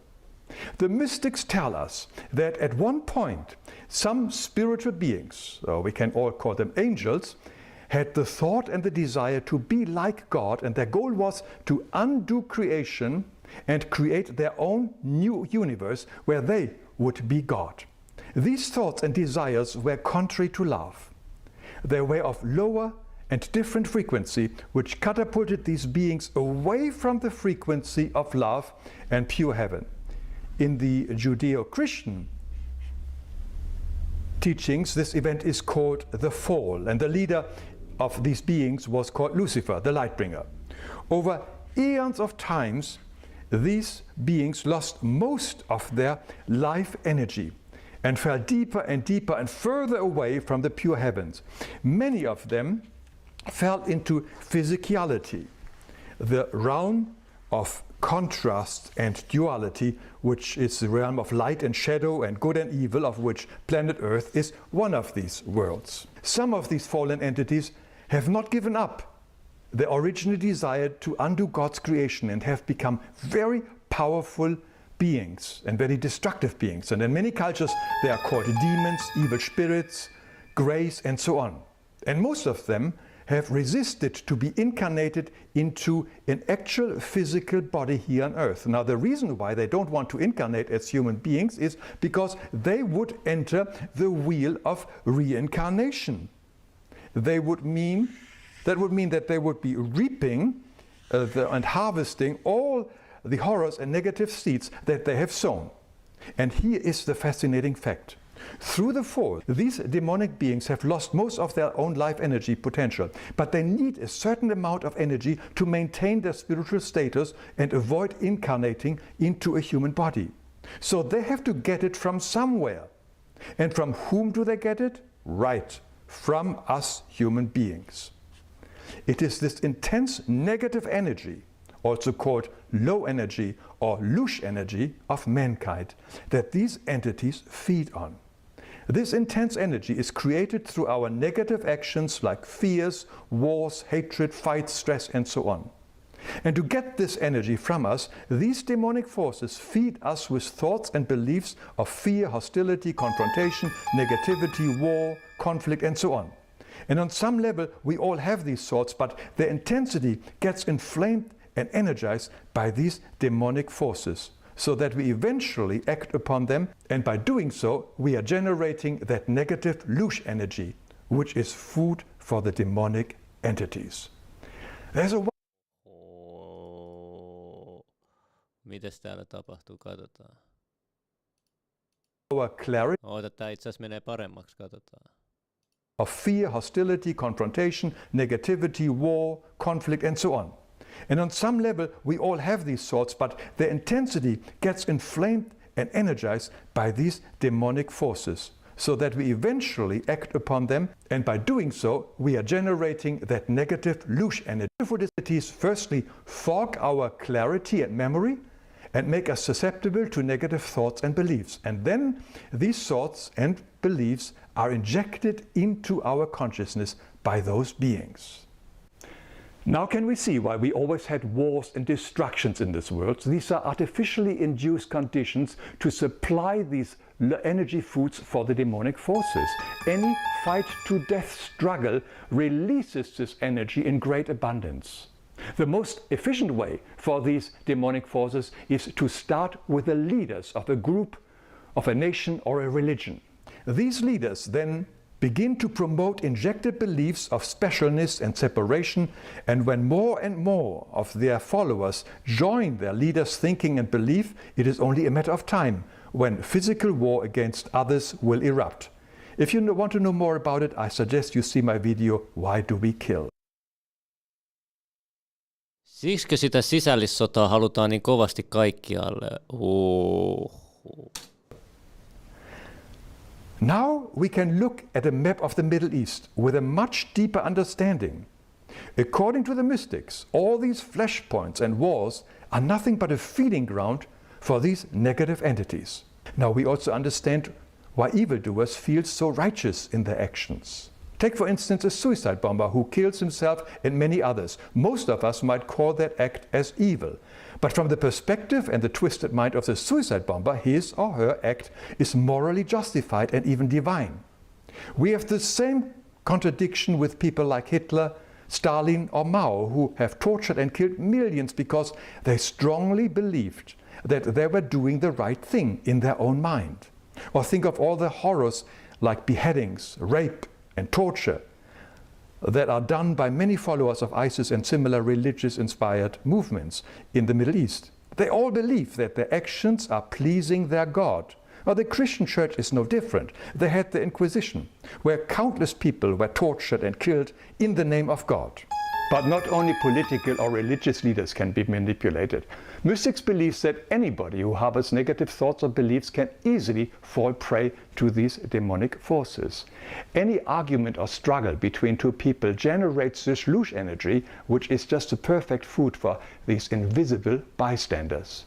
Now, from the spiritual perspective, one can actually see how these energies are spark off like lightning bolts from people who are fighting with each other. It is so strong that our spiritual guides are unable to come close to us. And sitten mitäs täällä on?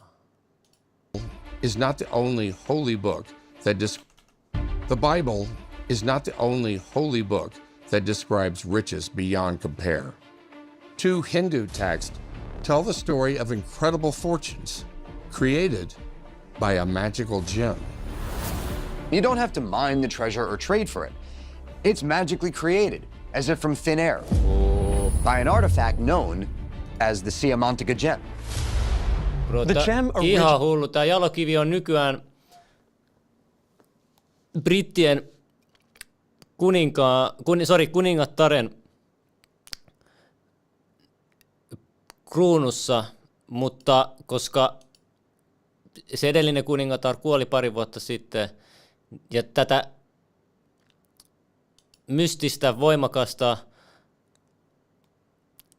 timanttia jalokiveä ei voi käyttää kukaan muu kuin nainen, muuten siinä tapahtuu pahoja asioita.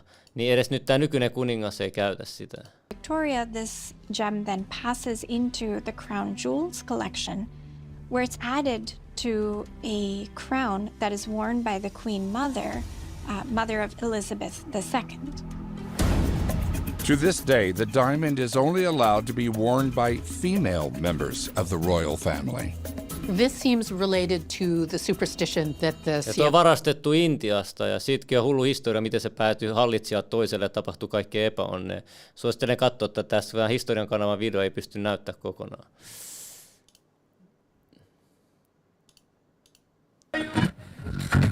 Okay, we're back and good evening. Now, speaking of giants, the Nephilim and all of that, here is a strange and albeit a little scary story from one of our neighboring islands for your rush hour drive home. In Sardinia in 1974, a farmer discovered the head of a massive ancient statue that turned out to be one of the most important archaeological finds of the decade. Then, throughout the 1970s, over 5,000 fragments of giant humanoid statues, roughly 8 feet tall, were subsequently found. Officially, according to historians, they were likely carved by the Nuragic people, a civilization that lived on Sardinia nearly 4,000 years ago. But unofficially, according to some local villagers, the Nuragic people not only had a connection to the lost city of Atlantis, but also created these statues in the likeness of a race of giants that were Atlantean. 6 years later, in 1979, giant bones were reportedly discovered during the excavation of one of Sardinia's many archaeological projects. According to the author Timothy Alberino, individuals who worked on one of these excavations in the town of Sardara testified that multiple skeletons of hominids from 9 to 12 feet tall were discovered at different times near the Church of St. Anastasia. Mutta tästä on lisätietoa tuolla, voitte katsoa. Joku sanoikin, Koh-i-Noor on se jalokivin nimi. Kyllä, se on tää, Koh-i-Noor. Pelkästään, katsokaa sitä oikeasti. On suuri ja kuuluisa timantti. Sen jälkeen sen omistus Intiassa vaihtui Intiassa ja Persiassa, Kelas oli iranilaisillakin, hallitsijalta toisille, kunnes britit ottivat sen haltuunsa. Jos olisi sitä oikeata kuvaa, jos laittaa kato jäljitelmää.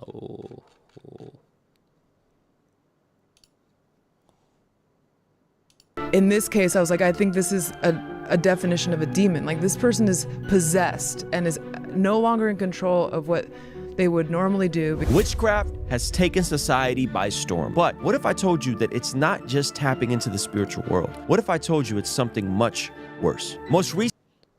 Oh, I know that. And even in my country now, like I live in Colombia now. Last year before the elections, when I was praying for the new president and all of that, like I found out that the president, in fact, the one that's president now, before the elections, he went to a tribe in Colombia and he got a ritual done. And the vice president right now in Colombia, she is a witch. Did you find this out as a matter of sort of private revelation, or you mean like people were talking about it? I was thinking it, and then it was all over the news. You saw the rituals that they were doing. This is my point. It's not hiding. No. It's everywhere, and it's not hide. They are just doing it. So like the enemy is not hiding anymore.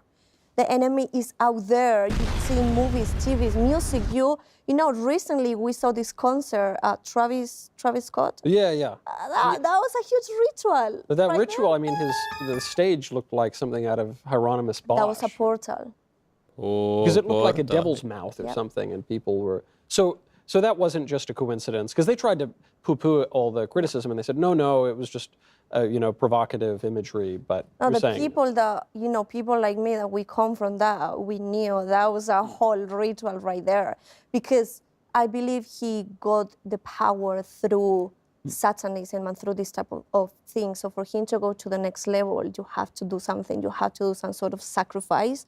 That was a huge thing right there that he did. Siellä kuoli monta nuorta siellä Travis Scottin keikalla. The platform was a portal. The things the sounds that they were playing when that was happening, they are really low sounds that open in the spiritual realm portals of death and portals for these demons to enter. Alkoi sekaan 5G:tkin demoniportaalit pian. So what was happening there, it was a sacrifice, a human sacrifice. Tai sit se on 6G, 666 tulee veli. Demoniportaali. Lots of people that don't know anything about the spiritual realm, they don't believe in God, in nothing. They said, we felt that something was putting our soul out of us. They felt that there was a weird atmosphere. So it's really interesting that even people that are not spiritual, they were saying it felt like something was pulling us out. We felt suffocated. We couldn't breathe. And I'm like, bro, niin ei pystynyt hengittää kanssa. Because you were part of a ritual. In fact, the people that didn't die probably now were cursed and have open portals in their life because they were part of something. Bro, mä sanon, se energia välittyy videoidenkin kautta. Mä en edes uskalla katsoa videota siitä konsertista.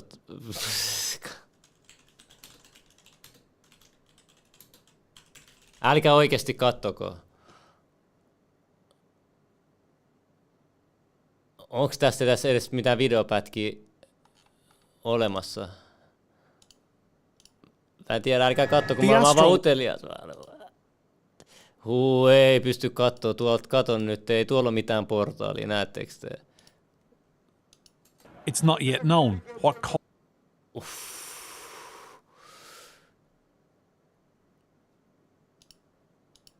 folding. Once we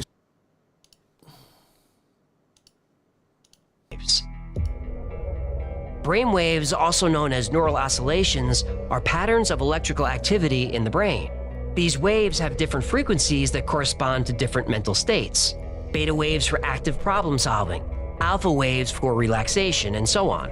Dr. Bird tried synchronizing external electromagnetic waves with brainwaves.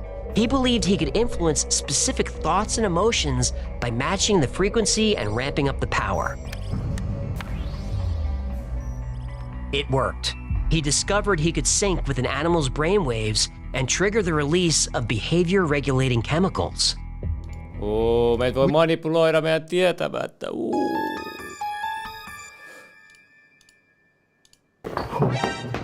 Stop! Hey! What the was that, bro? I got invited to Kai's house to perform for the largest audience in Twitch history, which is over there. Bro, tää äijä tekee ihan hulluja Kai, you're juttuja. gonna imagine you hear a voice in your head. Close your eyes, put your fingers in your ears. Close your eyes, put your fingers in your ears. Stop! Hey! What the fuck was that, bro? What'd you hear? Bro, mä en sano mitään. Mä sanon vaan, kattokaa tää koko video, tän äijän muutkin kanavan videot. Tää tekee next level juttu. I don't think you must have seen a dog that breathes 27 to 28 times in a minute, lives for 10 to 12 years, while a human who breathes 16 to 18 times in a minute can live up to 80 to 100 years. On the other hand, a tortoise that breathes 5 to 6 times in a minute can live for 500 to 600 years. Miten nuo raakkusimpukat voi elää sit 200 vuotta, ne edes hengitään? It is clear from this that the fewer breaths a creature takes, the longer it can live. By understanding this, yogis started working on the science of reducing the length of breath and increasing its depth. They understood that a human being gets a fixed number of breath to live, not years or months. And by reducing the speed of this breath, life can be prolonged. But the length of the breath and its slow pace should be natural. When we breathe, we directly feel air at only a few places, such as in the nostrils, throat, chest, or stomach. And we are not aware of the air that has entered our brain. We are much less aware of the air that has entered our ears and eyes. The air that goes inside through the respiratory system gets divided in many ways, which goes to different areas and after doing its work comes out again in different form. This very air has different names like prana, apana, samana, udana, and vyana. And this process happens so quickly that we are not even aware of it. If we breathe vigorously, the bacteria inside the body start getting destroyed with the strong flow, and the ability of the cell to fight disease also increases. New blood also begins to form in the bone marrow. The toxins accumulated in the body start getting removed. Awareness of the brain returns and memory power also improves. With the activation of neurons, the ability to think and understand gets activated again. With the air filled in the lungs, self-confidence returns. Nowadays, most of the people's breathing has become weaker, which they themselves are not even aware of. People do not even realize how their breathing is going on. When the feeling of anger rises, the breathing changes. If the feeling of lust arises, the breathing also changes. Our breathing also changes with our every emotion and thoughts. Along with this, it also changes due to our eating habits and lifestyle. In fact, our breathing has a direct relation with our mental state and our physical condition.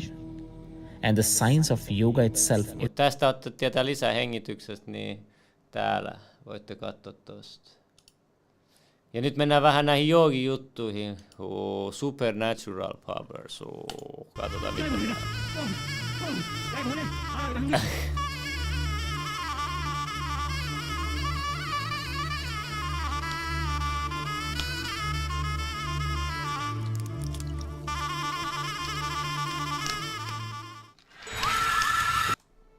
फ्रेकिश fun में आपका स्वागत है। आज की video Bharat के साधुओं के बारे में है। साधु जो अपना सब कुछ त्याग कर आध्यात्मिक खोज में लगे रहते हैं। साधुओं को हिंदू समाज का बहुत सम्मान, तपस्या, एंगेज और हम साधुओं के बारे में ऐसे ही कुछ clips.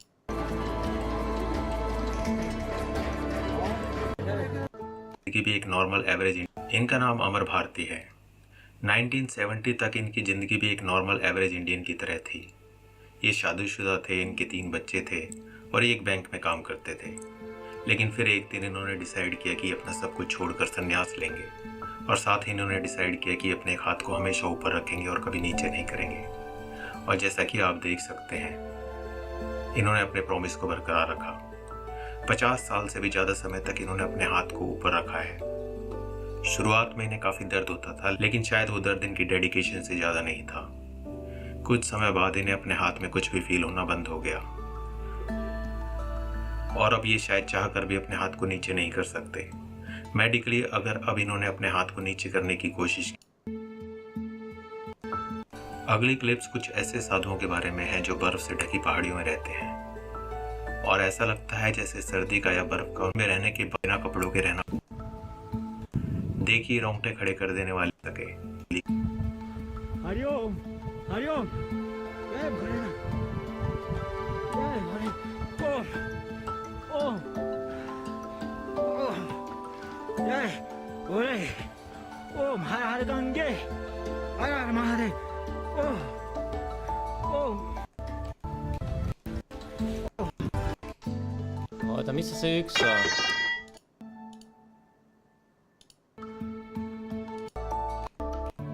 Joo, tää oli joku intialaiset sotilaat löytänyt.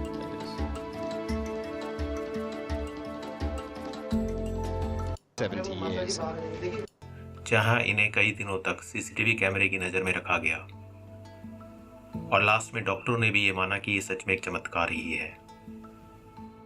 Or drunk anything for nearly 70 years. His claims are now being put to the test. A key Indian medical institute results. Niitä oli toi, joka ei syönyt ja juonut ollenkaan. We are all watching a miracle in. Mutta oota, missä se tää tulityyppi on paras? Oota. Ei tää. Oota, tää seuraava, katso.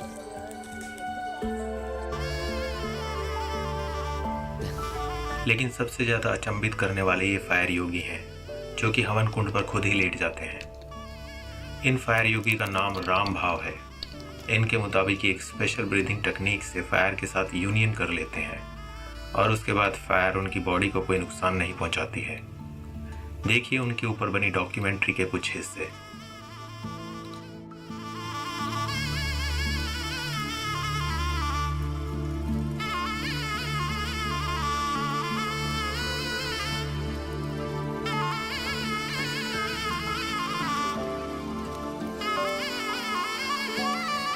Toi Intia New York book.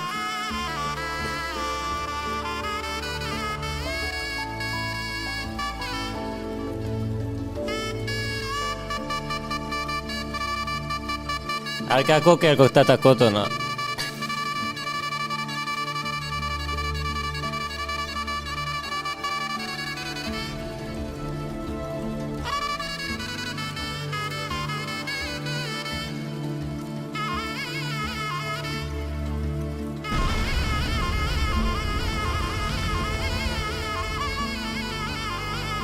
A scientist or a rationalist would ask, what if Rambao is using any fire retardant material on his clothing?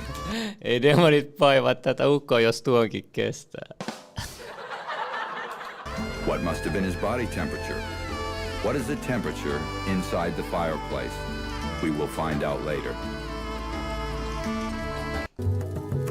This raging inferno is now engulfing Rambao. He adjusts himself to a comfortable position. The fire is blowing in all directions. I can no longer bear the heat or the smoke, so I move away. I asked him what technique he uses to get into union with the fire. This was his brief explanation.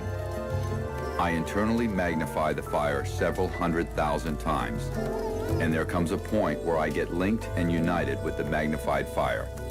This minute focus is my link.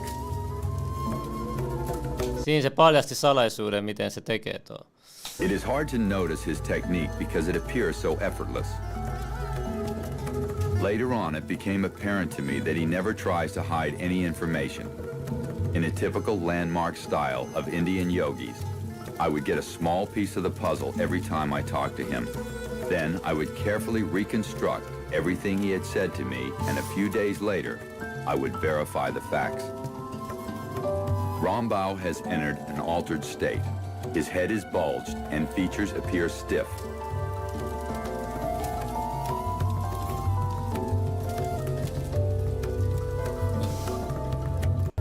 With the fire by using sign language. There is no set amount of time for how long he stays in the fire. It ranges from 1 to 10 minutes at a stretch. Now the fire is blazing, reaching heights above 9 feet. Rambao typically holds his breath while he continues to chant his secret mantra. The breathing salaisia mantroja tietenkin. cycle starts at 1.5 minutes and slowly increases to 3 minutes, then peaks at 5 minutes for each inhale. That is how he reaches a near complete focus and control over his physical senses and consciousness. By any standard of measure, it is a remarkable feat. Sixth, he focus on his connection. Oho, mutta siinä on teille kuuli Yogi. Ja sitten on näitä muitakin, jotka pystyy. Tämä on joskus näyttänyt siinä chi-energiaa niistä salaliittojaksoissa, mutta tämä seuraava juttu on kaikista mielenkiintoisin. Oota, kun mä etin, se on tässä aika lopussa.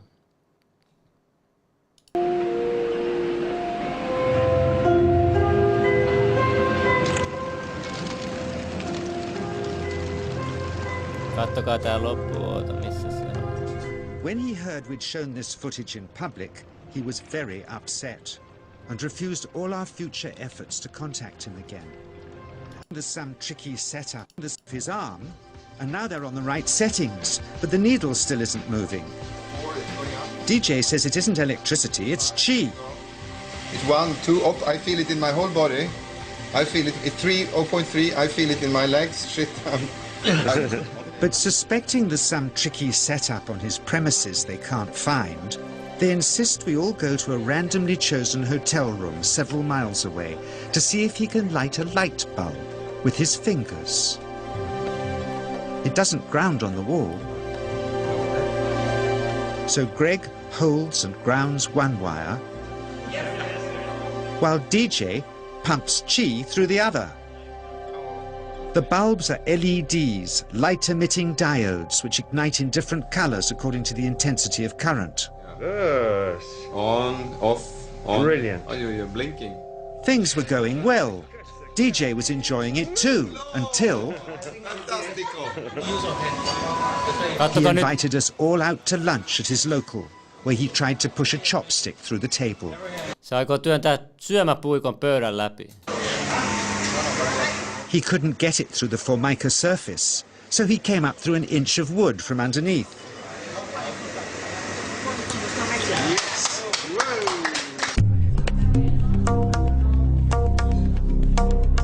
Not only did he draw his own blood, but a chopstick splinter had caught Alison here between the eyes, drawing more. The incident was laughed off apologetically, but next morning he was a different man, drawn and upset. He said he'd been visited all night by his long-dead master, raging that he'd broken the strict taboos of his sect, never to show off in public and never to cause harm or draw blood. Niin, muistakaa tämä asia.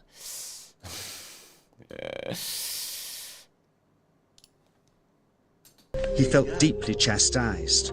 All further testing and filming must end. All of these things are crushing in expectation. And those are all subtle pattern interrupts. So a pattern interrupt is simply, here's the definition. A pattern interrupt is interrupting an expectation. Someone has an intention and they want to get something out of you, you interrupt it. Someone comes up on stage and Tämä says siis hypnotisoija, se kertoo miten hypnotisointi tapahtuu. they're suicidal, and I'm like, guys, round of applause. What is that? It's a pattern interrupt because it interrupts the pattern. It's like you're trying to do something and I stop it. And when you stop a pattern as it's running, here's what the mind does. The mind opens up a window that allows you in. I showed you this model. There's this filter. A pattern interrupt immediately opens it up because you're expecting something. So you have an unconscious pattern that you launch. I interrupt the pattern somewhere here. This stays open. And for a moment of confusion, I can hijack that pattern and talk about it because it's pretty simple. So I'll give you an example here. Everyone, put your hands out in front of you. Go like this. Look at your hands, like put them above your bottle because I know your bottle's gonna be in the way. And look in between your bottle. Now, I'm just gonna do a quick test. I want you to imagine your hands are magnets. If you do a good job at this, you're gonna find your hands start to come closer if they're not already touching. And they're gonna start coming closer and closer and closer. Now just allow those magnets to slowly come together. And allow those magnets to really, really move together. Perfect, stop. Some of you are doing it, some of you are not. Now, for those of you that are not, guess what would be a great induction? A pattern interrupt. Sleep, almost. See that? Sleep, completely relaxing all the way down. Eyes open, wide awake. That's a shock induction, but it's still a pattern interrupt. You can put your hands down. You guys put your hands down. So I'm just testing the room to see where you're at in terms of receptivity. The more authority you bring, is authority normal for people in their day-to-day life? They're interacting with an authoritative individual? No, they're not. It's rare. So it's a pattern interrupt. Anything that is out of the norm, the brain doesn't have a pattern for. It will immediately get focused on. So if something is not normal, what do? You're driving down the freeway and you see regular cars. Do you really pay attention to them? No. You see a car with a bomb in the back, what do? You pay attention. You see a car with a fucking arm hanging out the door, you pay attention. I was driving on the way here, someone had a trunk, like a Halloween thing, with an arm in the back, you know? And I'm like, oh, that's funny. But I'm not going to forget that because it has novelty. Anything that has novelty is something we don't expect. I'm glad you enjoyed. Siitä saitte vähän tietoa, miten toi toimii. Voidaan käyttää teitä vastaan, muistakaa se. So what you do is your partner, you should hold your hand and the partner will press, you resist. Tell your name, what is your name? Umesh. Tälleen saat kiinni, jos joku valehtelee. Now I press, you resist, okay? I am? Okay. Now you tell a lie. I am Rahul. I'm Rahul.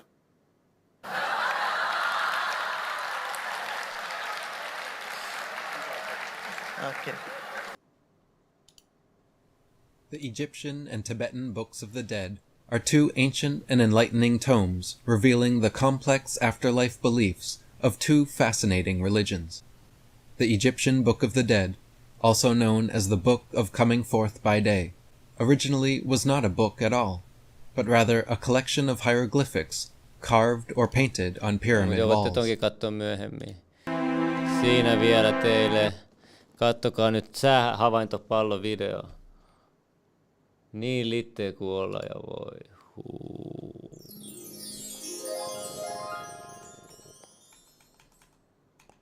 Tältä se maa oikeasti näyttää ylhäältä.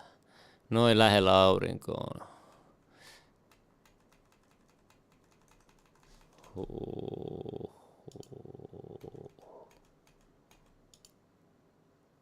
Kela nyt tässäkin maassa, kun on hirveät vauhtia eteenpäin, pyörii samaan aikaan ihan hullua vauhtia ympäri galaksia, mutta näyttääkö se siltä? Kattokaa nyt. 1000 mile per hour nyt pitäisi pyörittää maa. Kato. Kelas pyöriä sinko eteenpäin avaruudessa virallisen tieteen mukaan.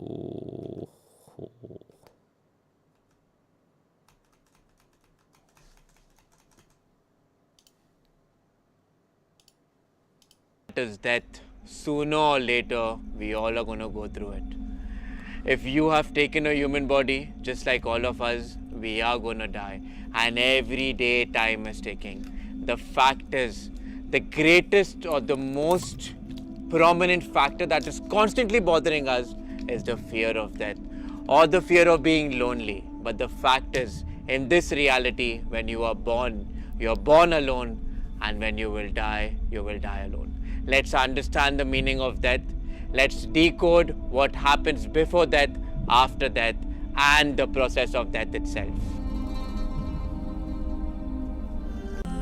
Happens before the process of birth.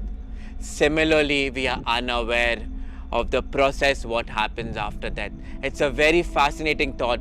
Every second when we see someone dying or we think about death, that fact lingers that one day we are going to die. Or we see a loved one die. Experience why unknown as death.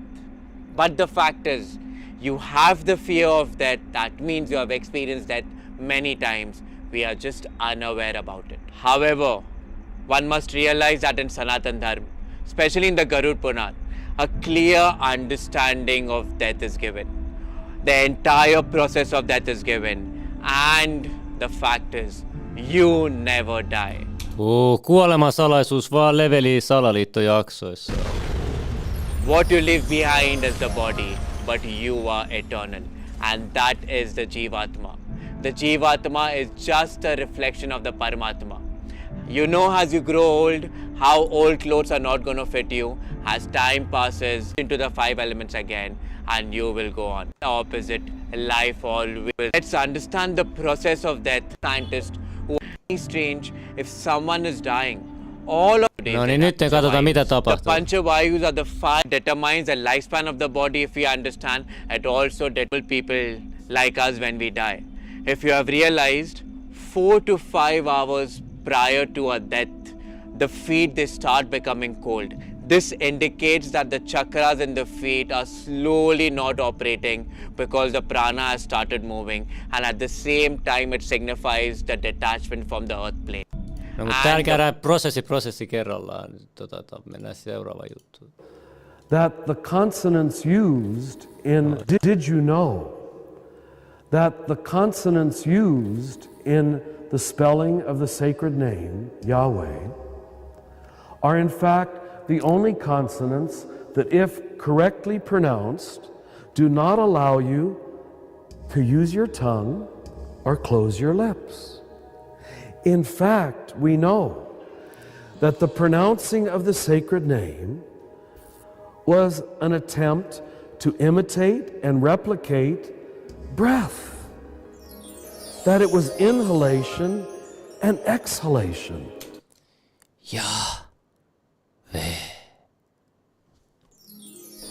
And then he began to do it into the microphone. Mähän tein sen just.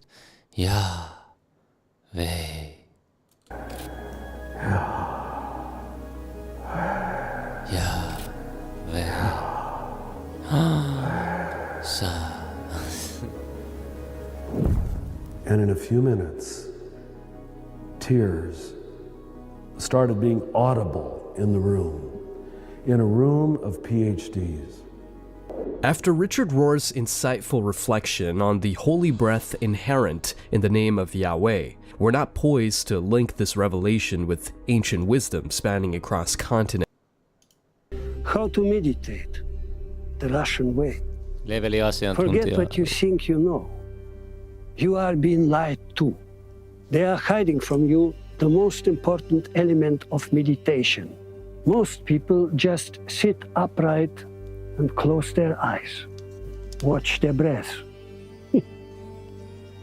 That's good, but that's not enough. To meditate next level, you need to connect to a higher source.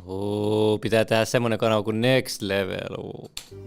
Before meditating, take out an icon, a depiction of a holy person. Mä sanoin yhden jutun tuolla, kun aikaisemmin joskus Tapsa oli näissä lähetyksissä ja sanoi, että niin kuin kristillisessä näkökulmassa, että mitä ihmeen esineen palvontaa, puun pussaamista palvontaa tai tuollaista, mutta kun se ei ole se itse esine, mitä palvotaan, vaan se, mitä se kuvastaa siinä.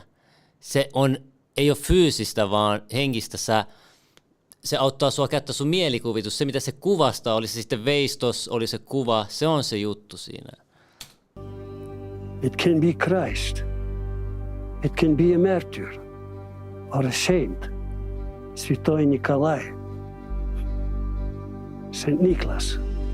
It can be a modern saint like Padre Pio or Bruno Gröning. It can even be the gods of our ancestors, like Odin or the Slavic equivalent Perun. Your soul will know who is its master. Your soul and your body will tell you when you look at the right image. You will feel it in your body when you have found your icon. Once your soul have chosen it, have it with you, always. And then, before meditation, find a place of silence. Take out your icon. Look at it. Focus your view on your icon for 30 seconds. Take it all in. Then close your eyes. Let go all profane thoughts. Only have in front of your eyes the icon. And then breathe, Pratan. Breathe. Breathe 100 slow breaths. Watching icon with your inner eyes and with your soul. Do this for 30 days and you will walk on a higher path. S Bogom. Be thankful every day. Be persistent every day. Don't let the Suki touch your soul. This is Krim. Gratitude, reliability, incorruptibility, mentorship. When death greets you, all you have is who you have become. Be honorable. Leveli asiantuntija, Levelin oma guru.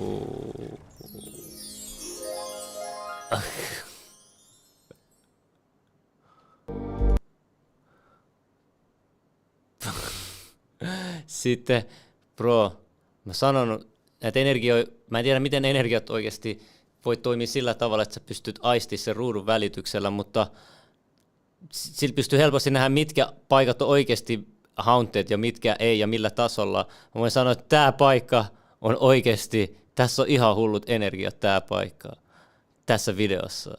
Tää tulee, saa oikeasti, mä en tiedä mikä paikka tää on, Monroe House. Mä tiedän vaan pelkästään energiassa, että kaikki asiat, mitä tässä tapahtuu, on täysin totta ja nämä reaktiot täysin totta. Ja tää kanava on yksi aidoimmista YouTubessa. Some of the deaths were a little unusual. I don't know what this thing is. It's predatory. The serial killer, there's a strong possibility he was here. The story of the occult group upstairs, that is real. People have said they've seen something, they were done. They never came back. The problem is they describe it as an animal, like a dog or a deer or something like that. And the growls and the weird sounds like that. I'm a little bit on edge. This feels like Sally House on crack. Oh shit! Are you saying we're in danger? Our Father. Are you gonna do something or not? Oh! What?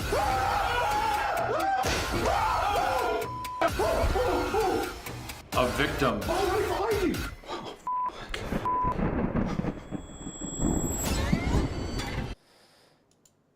Älkää kattoko tätä videoa liian pitkään. Tai pitäkää taukoja välissä. Dude, what the hell, man? Look at this. Tässä on tosi voimakkaat energiat tässä paikassa. One of the most widespread beliefs, found in nearly all religions and spiritual systems, is that we live in a wonderful world, designed by a benevolent designer, created by a wholly loving and perfect monotheistic creator. The universe is seen as a university, a material dimension where we can manifest our desires, learn lessons, gather information and experience, grow and evolve into something better, and later go somewhere better. By developing our karma, living in accordance, generally accompanying the with commandments. En mä muista, tässä olikaan joku juttu, no unohdetaan tää. Sitten tämä Göbekli Tepehän on nyt tuonut aikaisemminkin esille, mutta World Economic Forum ei halua tutkia enempää Göbekli temppeliä ja jopa yrittänyt hajottaa sitä tutkimuspaikkaa. The world's oldest, largest, and arguably the most mysterious structure in all of human history. In fact, what I recently learned is almost unbelievable. Now, let me first say that I imagine by now that we are all familiar with the truly extraordinary sight of Göbekli. Täältä voitte katsoa koko videon, on tehnyt 2 videota tässä. Eka 2 kuukautta sitten ja toinen 6 päivää. Sitten on melkein 1 miljoona. The situation at Göbekli Tepe is far more serious and concerning than I had imagined. In fact, if there is such a thing as an ancient conspiracy theory, this is it. I recently made a video exposing that one of the world's oldest and arguably the most mysterious ancient site on Earth has been essentially infiltrated by powerful outside forces, which are now inexplicably deferring a full excavation of Göbekli Tepe to future generations, bizarrely stating that they will be focusing on tourism and conservation rather than large-scale excavations as done in all the years. Kela 10 vuodesta toi kaivettu yhtään enempää tätä Göbekli temppeliä. No ihan paniikissa, mitä kaikkea tietoa sieltä on tullut. And that is how I uncovered that this situation is far more serious than I had anticipated. Now, let me start off by discussing the person who is advocating for me to be sanctioned. The director of excavations at Göbekli Tepe is a man by the name of Dr. Necmi Karul, who is a high-level professor within Turkey and is the head of prehistory at Istanbul University. And as I've been told, he has strong political connections. In fact, he is the literal boss of dozens of archaeological excavations throughout Turkey. He is at the helm of anything prehistory related within the country. And Dr. Karul became aware of my video where I shared the unacceptable lack of excavations, the destruction of ancient ruins, the planting of trees over ancient ruins which are now prohibiting a full excavation, and also that I exposed the WEF affiliation in regards to control of this site. And he went to the media and said a variety of things. Firstly, he falsely misquoted me as saying...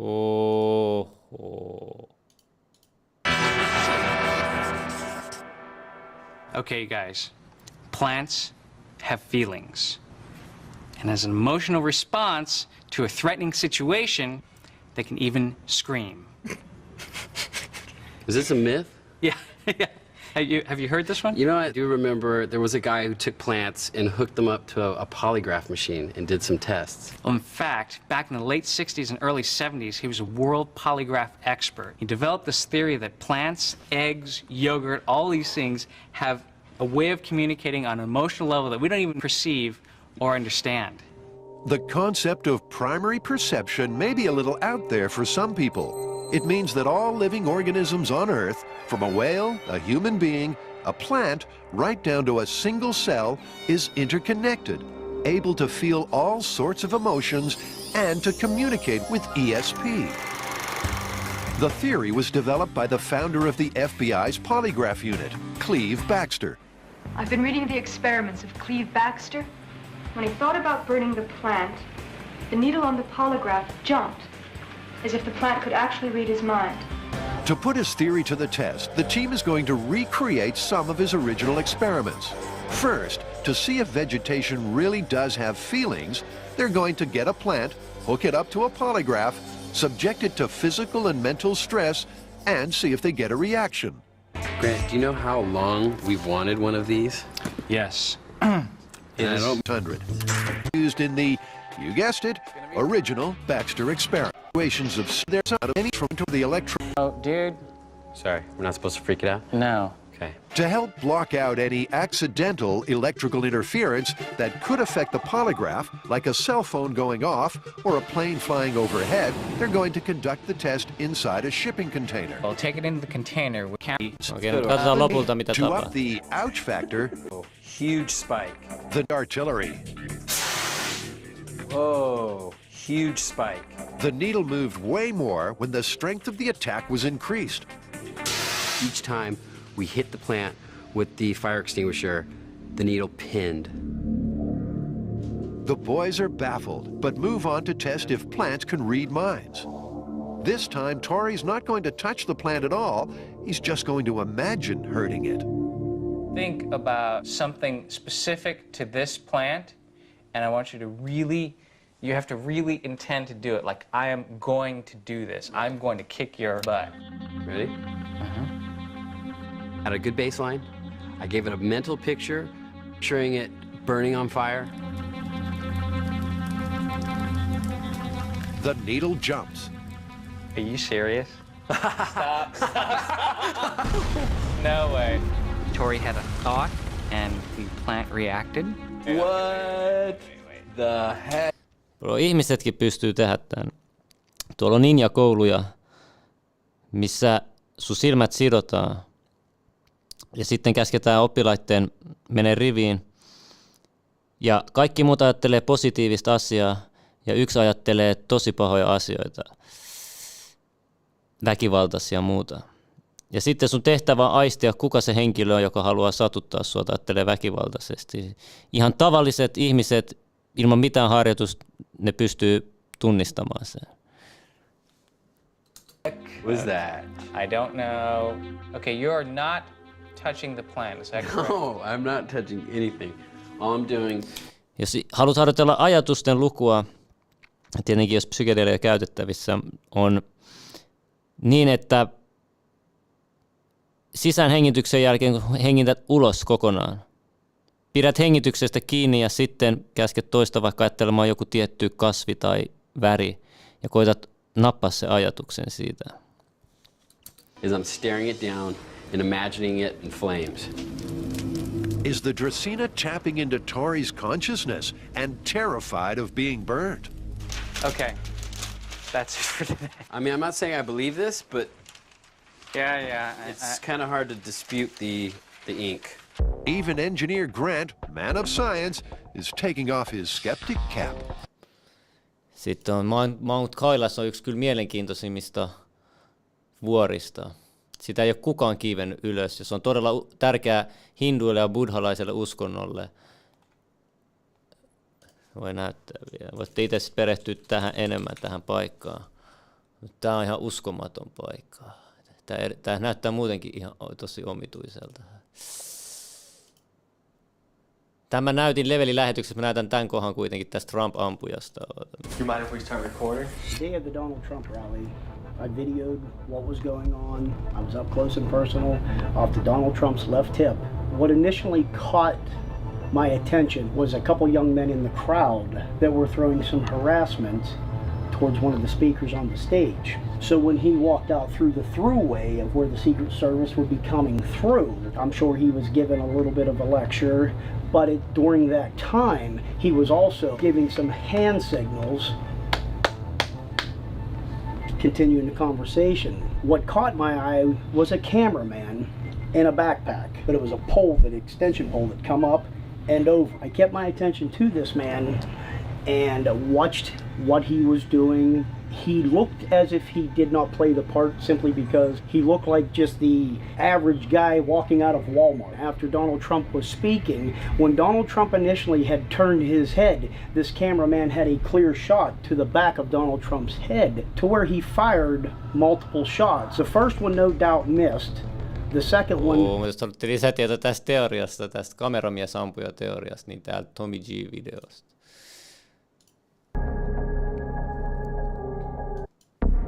Okei, kuunnelkaa.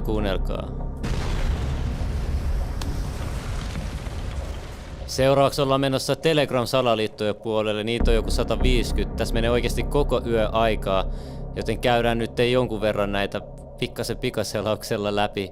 Jos olette nauttinut näistä, tässä on nyt jokaiselle jotakin laitettu. Pistäkää yläpeukkuu algoritmia varten, kiitos. Ja jatketaan nyt Telegram-salaliitto-uutisilla. Let's go.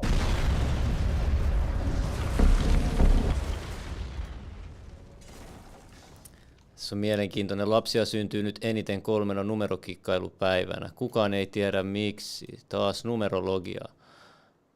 Vuonna 2010 sen jälkeen syntyneiden joukossa 3 yleisintä syntymäpäivää ovat 6,6, 7,7 ja 8,8.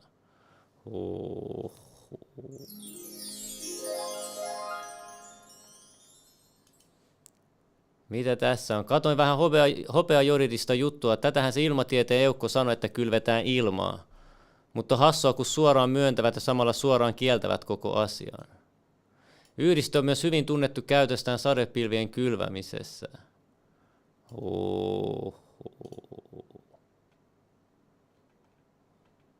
Hopeajodidi on itsessään myrkky. Sitä käytetään pilvien kylvämisessä. Kato. Hyvä idea. Sumuttaa luontoa taivaan kautta meihin myrkkyä. Odotettavissa hopeakuuroja, säät ihmisen arvoilla Pekingissä. Kiinassa keinotekoinen hopeasade on ollut arkipäivää jo pitkään.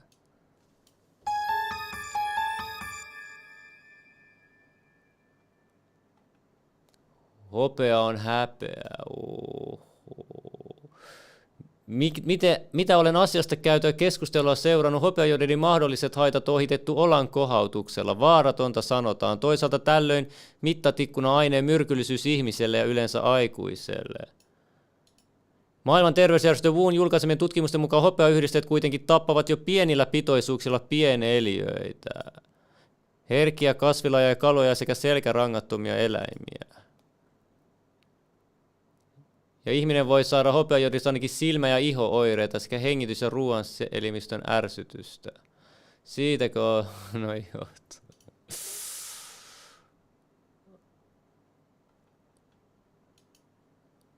Täällä on jotain kuvakaappauksia. ChatGPT väittää avaruusvideota feikiksi. No ei tähän nyt tarvitse ChatGPTtä, katon nyt. Toi hiuksetkin on vaan geelillä laitettu tuohon naisen. Mikä johtaja se tuolta tökkäsee tuolta? Palkkaisi nyt parempia näyttelijöitä oikeesti NASAa. Moikka Leena, kiitoksia.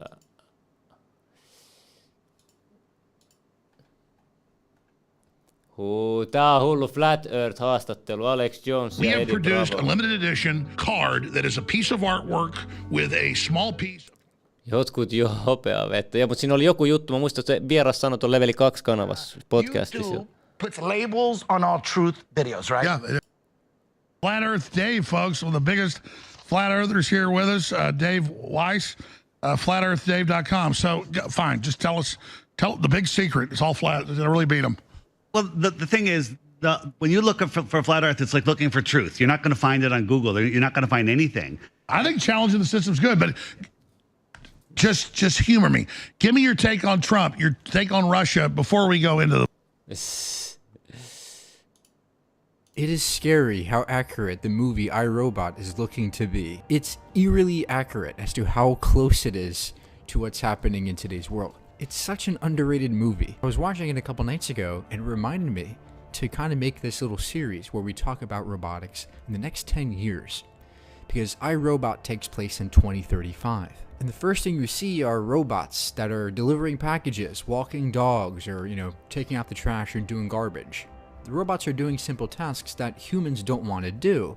In fact, there's many of them walking around alongside the humans. Also, all the cars are self-driving. It's very accurate. And there's no flying cars, which is also good to see. And the vibe you get in the beginning is that the robots are very happy, and the people love the robots. They're very accepting of the robots and on technology in general. And the robots themselves are hardwired with laws in them, logical laws that they must abide, right? Don't injure anybody and obey a human as long as it doesn't, conflict with the first law. So there's this aura of trust in the public that people have, gained by dark space. Want to preface the next words that are going to come out of my mouth with this. This is going to sound crazy, but what if I told you the World Cup had attributes to it that actually suggested that the Earth is flat? I know what you're thinking. That is the most illogical bullshit I've ever heard in my entire life. Allow me to explain. Wasn't that they were kicking around a ball that suggested that the Earth was flat. It was the flight home. And for all the people that are seeing this that aren't familiar, let me give a little bit of context. There's a lot of emergency flight path landings that don't make sense if the Earth is a ball spinning around the sun or spinning at all. Take this flight, for example, from Argentina to India, and they emergency landed in Amsterdam. Right on the line. For some reason, flights just make more sense on flat Earth. It's like the Earth's flat. But again, yeah, this one's pretty bad. This one's pretty bad for the heliosexuals. From Auckland to Los Angeles is where they emergency landed. This is what it looks like on the globe. They were trying to go to Lima, Peru. Instead of flying on the bottom side of the ball, they went thousands of miles above the equator. You look at it on the flat Earth model. Now, let's relate this logic back to the World Cup flight home. Argentina landed in Rome with World Cup trophy.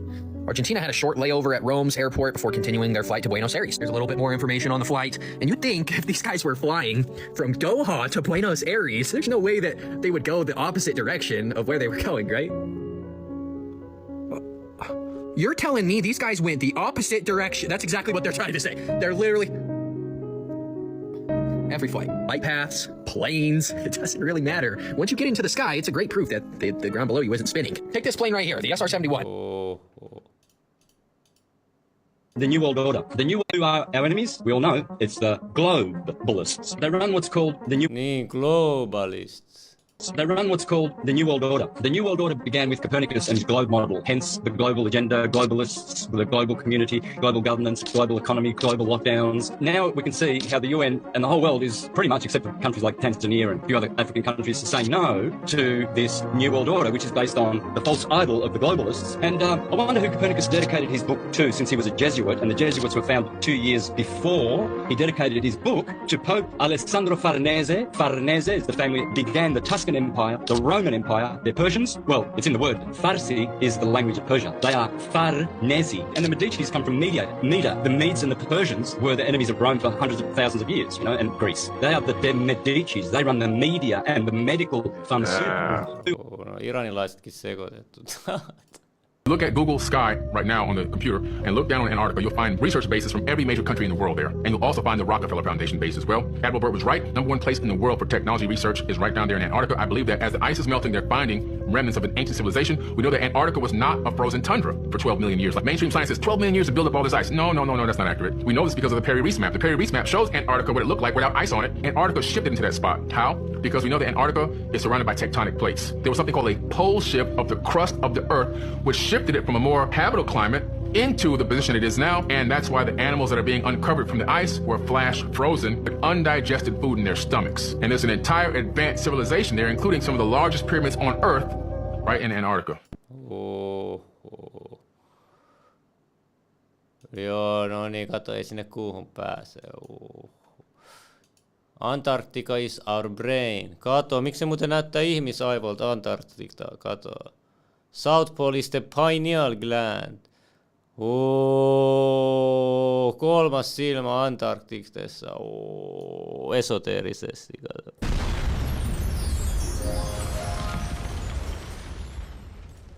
Oh man, it all makes sense with the rumors that are being put out by Usher. Do you know who that is? We'll get to who she is here in a second, but just wait. Oh, it's definitely starting to make sense. As you can see, this is A$AP Rocky right here, right? It's definitely starting to make sense. As you can see, that's the Migos right there. I think we're missing one of those members, right? This is Mrs. Michelle Lamy, and I'm sure this picture right here tells 1,000 words. Ei ihmekään, että yksi Migosin jäsen oli Kamala Harriksella esiintymässä. Right? This is Mrs. Michelle Lamy, and I'm sure this picture right here tells 1,000 words in itself, right? If you don't know about the controversy behind Usher or why I'm showing you this lady, I'll fill you in. There was a photo of Usher that was released just recently. And in that photo, you can clearly see that it looked nothing like Usher to even begin with. I'm sure everybody's up. People, there's a lot of does anybody know who Rick Owens is? Tässä on väitetty isojalkaa. videolla nyt.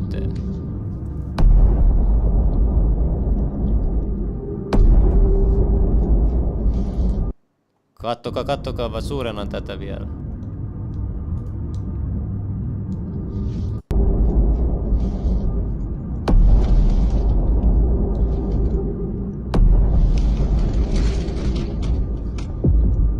Aika voimakas, kun tuollainen iso puu lähtee messiin.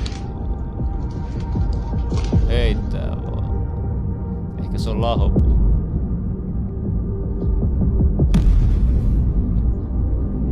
Okei, no toi on kyllä vaatii jo voimaa.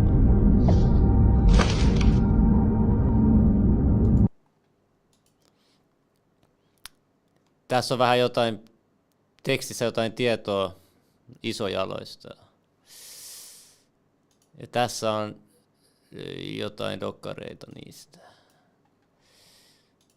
Anybody can go back to the 1900s and look at all the mental asylums. And this is interesting. These buildings are absolutely massive and they have like thousands of rooms. So then you start to wonder, why would someone build a mental asylum that large? Imagine the resources it would take. And especially because around the 1900s, you see people building little houses that are like wooden shacks. They're all like little wooden shacks all over because they're trying to build something. Then you have these huge mental asylums where they were locking up people who went against the narrative. That's what those were used for. Anybody who said they were hearing voices because of the rollout of the radio, or going against any of these that they were trying to put into everybody's arm at that time, or trying to go against paying taxes, they threw them in the mental asylum and they locked them up. And they got rid of a lot of the population at that time, or a portion of that population, who went against the grain. So people should look into the 1900 mental asylums and that whole thing and start to see that the buildings and the size and the structure, and then they demolished all of them. Actually, there was one in Chicago that I went to one time. I remember I had to deliver a pizza back in the day, and it was a mental asylum. And they demoed it in Chicago, and I wonder why. Gotta get rid of the history. Is one of the scariest things I've ever seen in my life. I think the government trying to control your mind with brainwaves and put dreams and thoughts in your head was stupidity, QAnon stuff. Then I saw this that Brianna showed me. The United Nations Human Rights Office of the High Commissioner, they literally have this document called Directed Energy Weapons Targeted Individual Patents. And this includes all of the patents for these DEWs, the frequency, wave type, symptoms, publication, invented by, and the description. And you have to read some of these descriptions because it's truly terrifying. Makes voices emanate from individuals who do not intend or realize it. Ventriloquist effect. Remotely causes individuals to hear voices via EMF waves imperceptible to anyone else. Remember when these school shooters say that a voice in their head told them to do that? This is a patent for doing exactly that. Controls human behavior via targeting human brains with ELF, extremely low frequency. And all you have to do is copy and paste this patent number into Google, and you'll see the patent number, Google Patents, you'll see what it does, the abstract, the images. Floridan ampuja kuljetti asetta matkatavaroissaan, kertoi kuuleensa ääniä päässään. No niin, sielläkin ollaan käytetty tuota teknologiaa.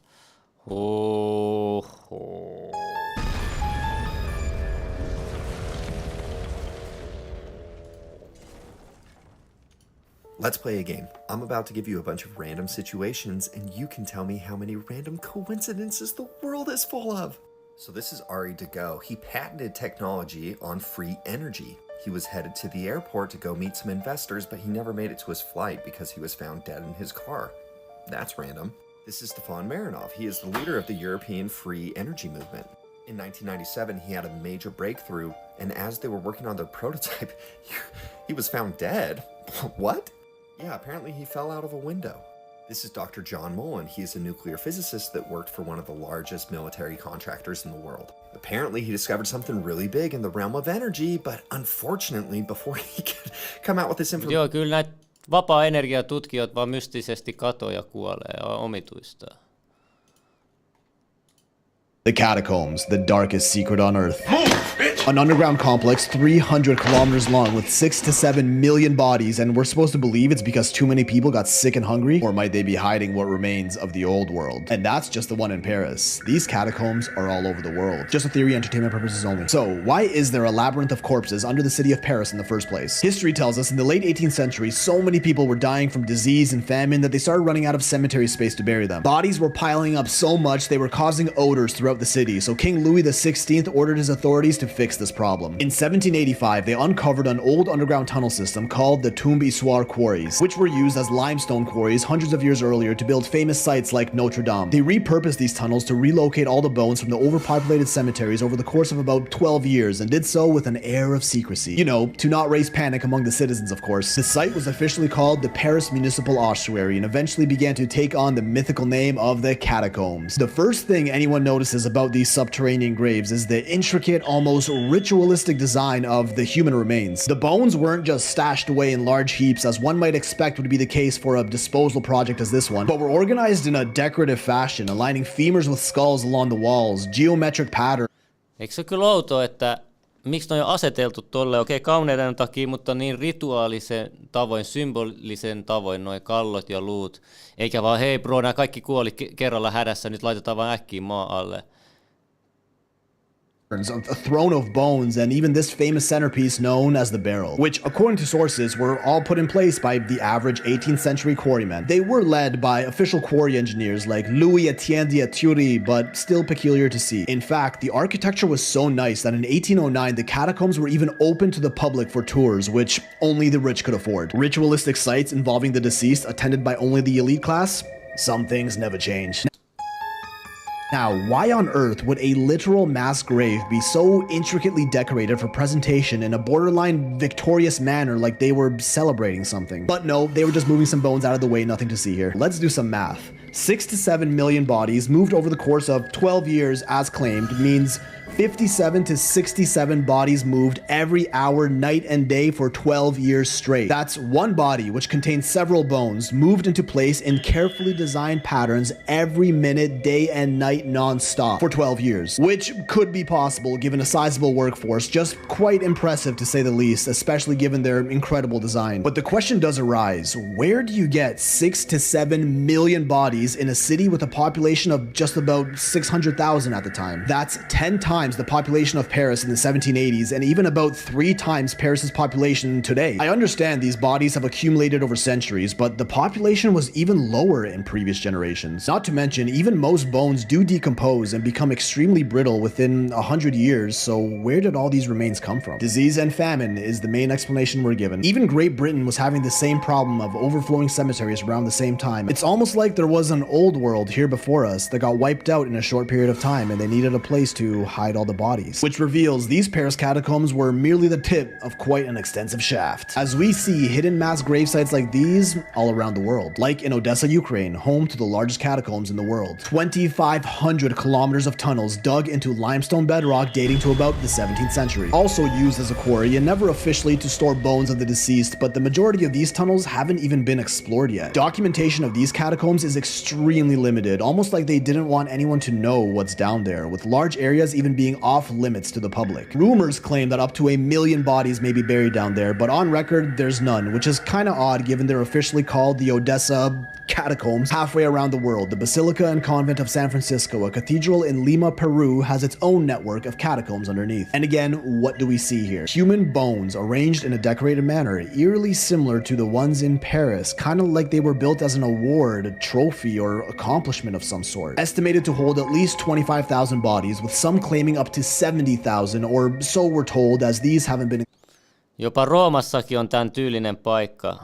Tuli käytys sielläkin. Explored much either, with many smaller catacombs under other churches in the surrounding area, all believed to be connected, possibly bringing the body count of this network into the hundreds of thousands, maybe millions, but just speculation. The Lima catacombs weren't even publicly rediscovered until 1943, despite starting construction in 1546. Now, why put so much effort into designing yet another artistic mass grave site just to keep it hidden for hundreds of years? Just like the Brno ossuary in Czech Republic, again under a church and rediscovered as recently as 2001, despite being used in the 18th century, and this one has an estimated 50,000 bodies, but as always, it could be more. Organized in the fun geometric patterns we see everywhere, almost like the same group of people did this around the world. And like, why? Why put in so much artistic art?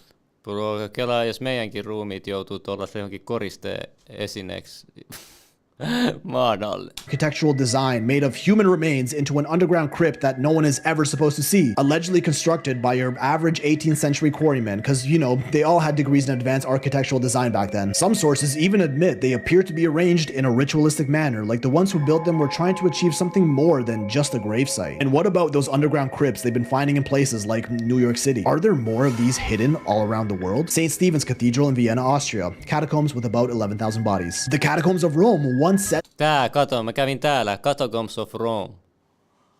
To host hundreds of thousands of the deceased, but have largely since been emptied. Under the Church of St. Paul's beneath the island of Malta, more catacombs. This list is endless. Almost always found directly under a church or cathedral. The obvious answer is they want to honor the dead by burying them under places of worship. Unless it was the churches that were strategically built on top of the catacombs. A perfect hiding spot for mass graves that nobody would accidentally stumble upon while keeping the majority of their known tunnels off limits to the public. These are just the ones we know about. There could be many more.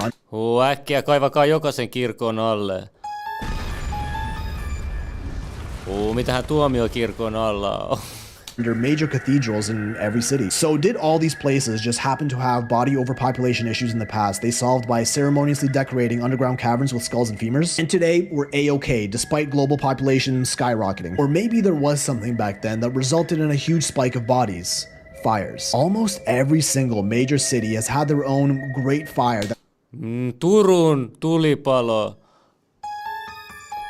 Joku ihmetteli, miten se oikeasti tapahtuu. Onko Turun alla? Siellä on eniten vapaamuurareita. That took place in the last 400 years or so. Try it out. Search up the Great Fire of your city name and you're almost guaranteed to find something. Great fires in every city, mass graves largely unexplored under their streets. Was there an old world, a lost civilization as recent as the 1700s that was wiped from the earth and intentionally hidden from records? Some mystery enthusiasts say yes. Before the Great Fires, there was rumored to be a great global empire that rhymes with barbarian. Ugh, I don't even know if I want to get into that. And who knows, maybe these catacombs are just totally innocent and none of this is true.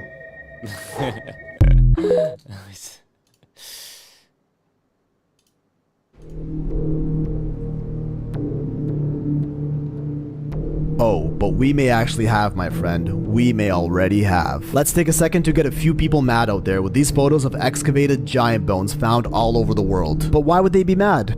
Oh, it's because these are fake. That's right. Every one of these photos of giant bones have been deemed fake, but I'm gonna show you the real ones. Photos like this are claimed to have been part of an archaeology Photoshop contest back in the day, but were they just part of a cover-up? Let's start off easy. These 6.5-foot femur bones are confirmed real and weigh around 1,100 pounds. But they were of course labeled as dinosaur bones, belonging to a species called sauropods. Real convenient being able to just slap a dinosaur label on any potential giant remains we ever find, huh? A lot of people will say, it's only one bone, where's the rest of the giant then? Oh yeah?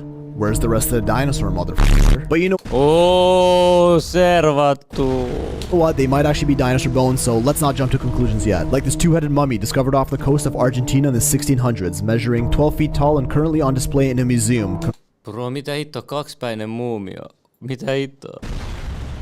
Confirmed by many physicians to be real. Now there's this, a giant skeleton over 23 feet tall, uncovered in Ecuador and 100% confirmed real, which was later dismissed as an ancient sloth. Like, come on, they're just making shit up at this point. Another photo from Ecuador, kind of blurry I know, but almost no evidence pointing to it being faked. Here's a giant footprint fossil in South Africa, 4 feet long and estimated to have belonged to a being 24 to 27 feet tall. And finally, there's this, a much more human-looking femur bone, and not as thick as the others. Dug up in the Euphrates Valley in Turkey, measuring 47 inches and estimated to have belonged to a giant over 20 feet tall. All confirmed real, and giant excavations like these used to get widely reported in newspapers all the time back in the late 18 to mid 1900s, but now they're always quick to sweep these under the rug for some reason. With the Smithsonian, the world's leading museum and research education institution created by the US government, accused of covering up all giant findings and instead putting the spotlight on how fake the fakes are. Like they did with the San Diego giant in 1865, which is one of the smaller ones, inspected by dozens of scientists and featured in many newspapers. After which the Smithsonian purchased the giant for a pretty large sum, and then all of a sudden, many years later, they dismiss it as a hoax, saying that it was made from gelatin and we never see it again. Google searches of these giant excavations will obviously only bring up the fakes,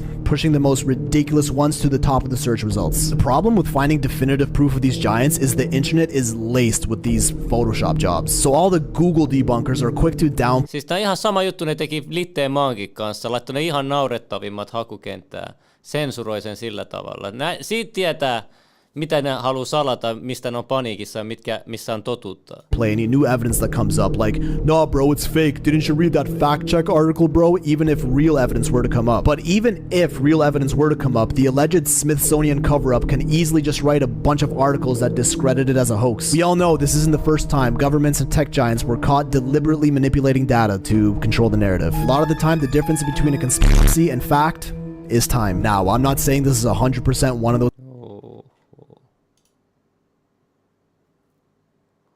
No, joku oli kuvannut timelapsenä nämä kemikaalivanat ilmeisesti, joo. Ei hitto, meillä on vielä 100 salaliittoa. Niin täällä on tää Spede teki joskus 70-luvulla elokuva, jonka nimi on Jääkautta ei ollut. Tässä elokuvassa hän aivan täysin vakavissaan väitti, että jääkautta ole koskaan ollut. Kyseessä ei siis ollut huumorielokuva, vaan Pertti todella itse uskoi näin. Elokuvassa hän kävi muun muassa Afrikassa, missä hän kuvasi samanlaisia siirtolohkareita jäämassan kuluttamia kallioita kuin Suomessa on, jotka ovat suunnilleen yhtä vanhoja jäljistä päätellen syntyneet samanlaisen prosessin tuloksena. Ongelma vain on se, että virallisen tieteen mukaan Afrikassa ei ollut jääkautta viimeiseen 30 000 vuoden aikana, kuten näiden lohkareiden ja kalliokulmajälkien olemassaolosta olisi voinut päätellä. Tiedemiesten arvioiden mukaan jääkauden loppuvaiheen ilmastossa jään sulamisnopeus oli 30 metriä kesässä. Tämän testaamiseksi Pasasen tutkimusryhmä vei Vuokatin huipulle, jossa kesälämpötilat vastaavat jääkauden loppuvaiheen lämpötila 30 metriä korkea jääpilari, jota seurattiin koko kesä. Jää ei ehtinyt sulaa pois, vaan sitä jäi vielä muistaakseni noin 10 metriä. Näin ollen oletetun jääkauden loppuvaiheen lämmenneen ilmaston lämpötilat eivät olisi riittäneet jään sulattamiseen. Pasanen ja muiden laskelmien mukaan nykyiselläkään lämpötila ei riittäisi tähän, vaan jos jääkausi olisi ollut, niin jäätikkö olisi vieläkin olemassa, ainakin Pohjois-Suomessa ja Skandinaviassa. Pasanen esitti elokuvassaan varsin ronskeja väitteitä ja varsin kouriintuvilla perusteilla ja todisteilla. Kummalliseksi asian tekee mielestäni se, että Yleisradio kieltäytyi esittämästä elokuvaa, eikä se ole vielä tähän päivään mennessä saanut TV:ssä esityslupaa, vaan on levinnyt vain videolevityksenä. Miksi? Vielä nytkään ei edes muut kanavat ole suostuneet sitä esittämään. Poliisi teki salaperäisen löydön Nevada-autiomaassa. Nyt on nämä mysteerimonoliitit ihan taas keskellä korpea. On pakko olla helikopteri pudotettu tai jotain. Niitä on löydetty muun muassa Utahista, Kaliforniasta, Romaniasta, Englannin Whitesaarelta ja Walesista. Monoliitit ovat herättäneet suurta kummastusta, eikä niiden mysteeri ole vieläkään selvinnyt. Poliisi ihmetteli julkaisussaan myös, miten rakennelma oli saatu niin korkeaan ja karuun ympäristöön. Nyt mennään lohikäärmessä. Nyt mennään hulluille leveleille. Tää on nyt next level juttuja. What does an alligator do whenever they freeze in the water? That's right. They stick their nose out of the water to make sure that they can still breathe in the frozen water. As you can see, people, this is what reptiles do whenever it's frozen. And as you can see right here at the bottom of Argentina and the top of Antarctica, we have what appears to be a large serpent right there. Can you see it, people? Right there. You probably think this is crazy, but I'm going to prove to you that thing is a fire-breathing dragon and still alive. Argentiina ja Etelämantereen välissä on iso lohikäärme. Kato, siinä se on. Kato, silloin kato siivetkin tossa. Kato, tässä on toinen siipi Argentiina ja tässä on Etelämantere, joka kuvastaa myös aivoja. Kato, ja tässä on selvä reptiliaani. Jätti, se on heräämässä. As you can see right here, as we zoom in. Mitä? Kato, silloin mitä noit kutsutaan? Kato. You can see what appears to be nose holes. Nenähouli, kato. These same holes you can find on reptiles like snakes. Now, they look like islands, all right, of some sort, until I continue to zoom in and zoom in, right? Keep up with me, people. I have to show you. This is crazy. This is smoke, people. Savua tulee vaan, se on heräämässä. Nyt on vielä lohikäärmeen vuosi. Seeing that is white is smoke, people. And I know you don't want to believe it. I'm going to show it to you. We're going to keep on going. And I want you to also look. These are crater holes. These holes are going down. All right? This is this thing's nose, and he has it out of the water. Still breathing, people. All right, watch, people. Look. Oh, say Central Islands. People, look. This is a crater. That is going down. Look at it. That is going down. Let's get closer. Look at that, people. That is smoke. People, this is a crater going down into a hole right here. And this is smoke, people, coming out of that hole. Look at that. That is smoke coming out of the nose hole on this thing, you guys. Look at this. Once again, look. That is a crater. Look at the shadowing. That is going down. Why? Look at it. Why? Because it's frozen, people. This thing is still frozen in hibernation. And it has its nose out of the water. Kela se herää taas. Turku ja kaikki muu lähtee palamaan ja sit me ollaan tuolla alhaalla katakommeissa. So it can still breathe. I just look. Listen, not people with smoke. This lohikäärme todistettu.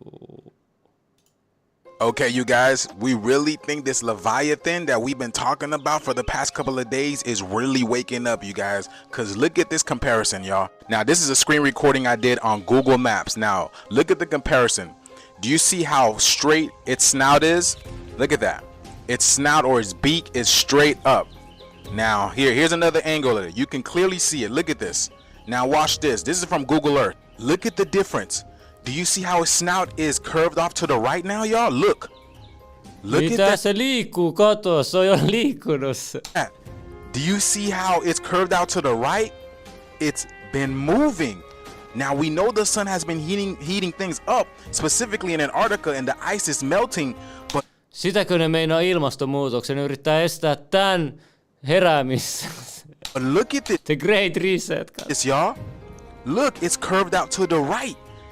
In Google Maps, it does not show this. Watch this. Hold on. Here is a standstill picture on Google Maps right here. You can clearly see that its snout is straight. There's no movement. There's no curve, right? Now, look at Google Earth. Here is Google Earth, y'all.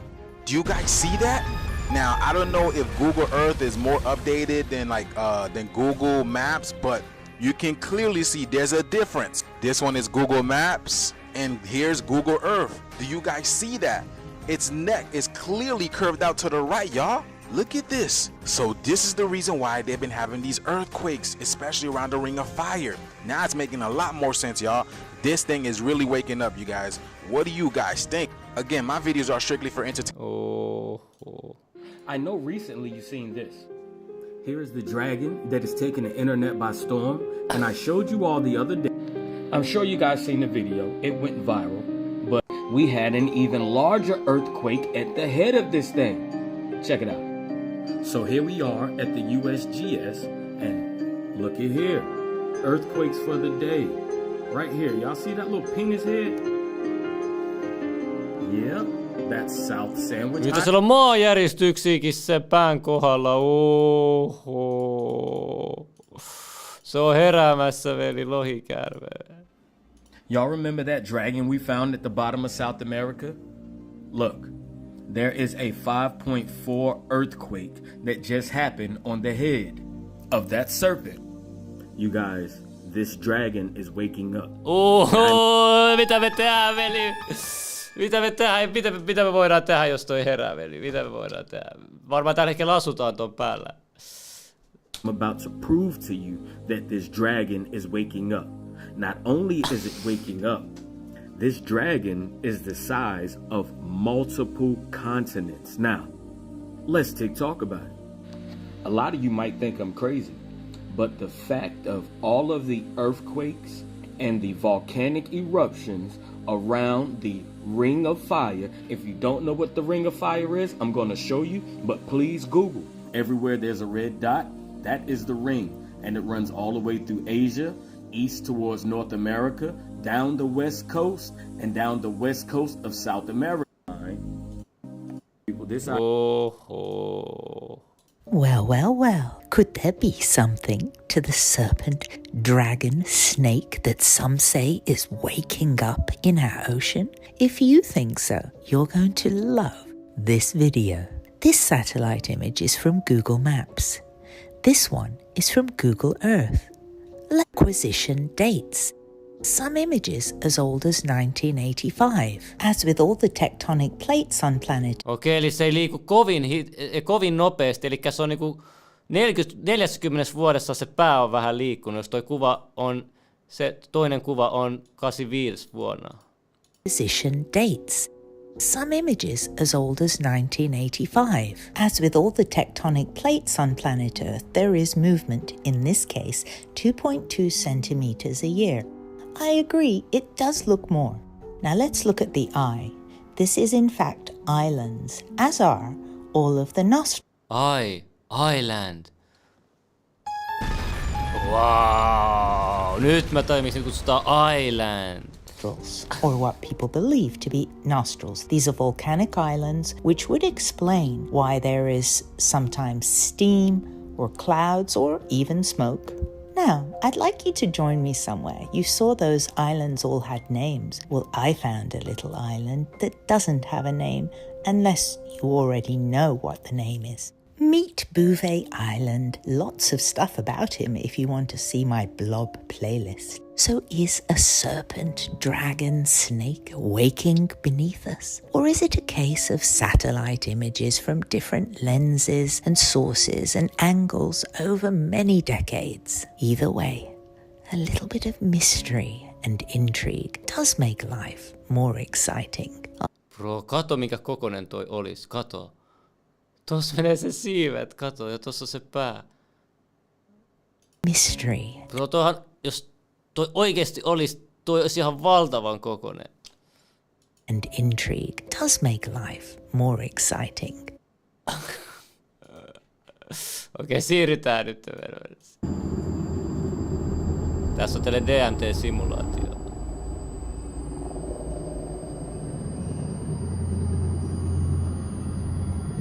Tietäjät tietää.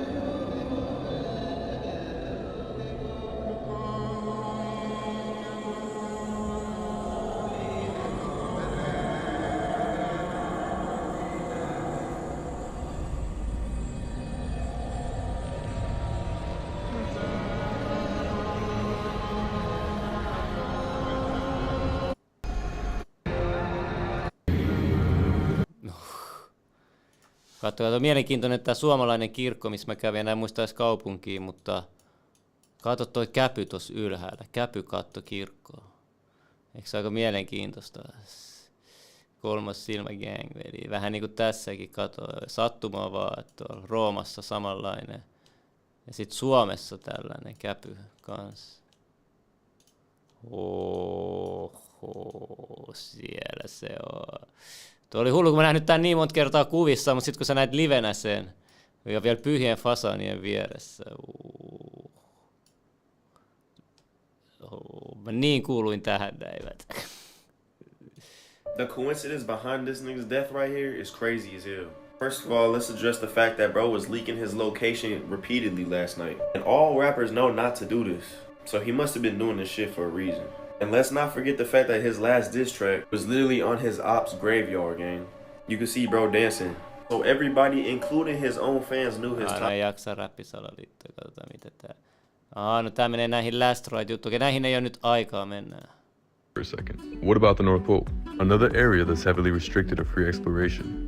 We're told it's nothing but ice sheets, but looking at many maps of the old world, it depicts a much different story. All showing a sacred continent separated by 4 rivers with a mysterious black rock in the middle, also known as Rupes Nigra. This magnetic mountain was considered the reason all compasses pointed north, and was universally accepted as real. And it wasn't just the Europeans showing this land, it was Japanese, Chinese, worldwide. And the amount of detail explaining these lands is impossible to ignore.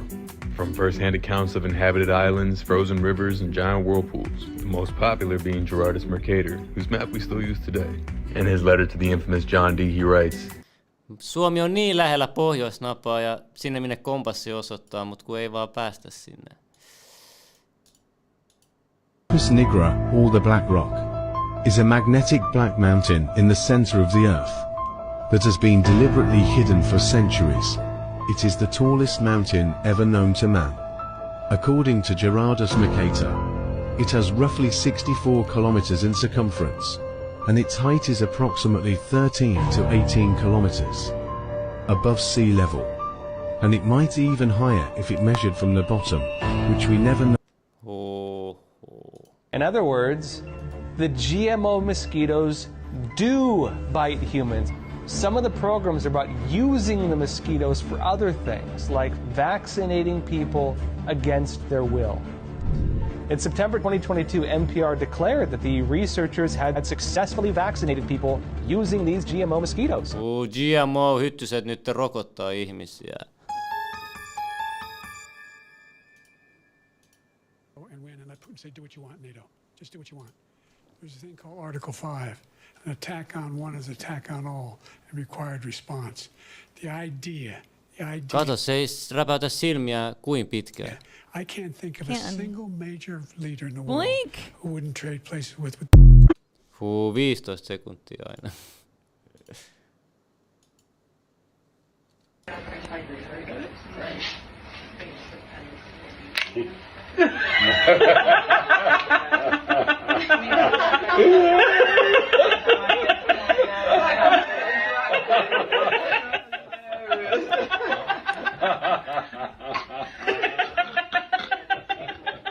Wow.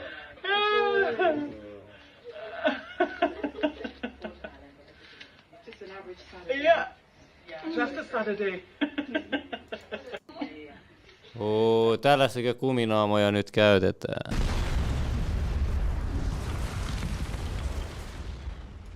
Hey y'all, look how realistic this mask look. And that's not even real hair, bro. But the mask makes it look like it's real hair. That's some scary stuff, bro.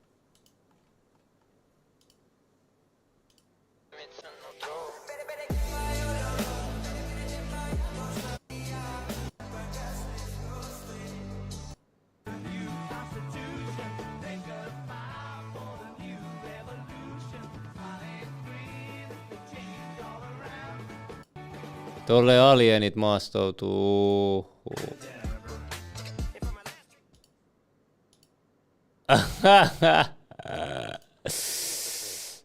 This is so weird. The Göbekli Tepe. There's new stuff coming out from that. What? So this guy who was on the Joe Rogan podcast, he's just like, isn't it kind of weird that this site was discovered in the 90s, but yet we've only dug up 5%. He did some digging. Guess who owns the Göbekli Tepe? I bet BlackRock. George Bush. MySpace Tom.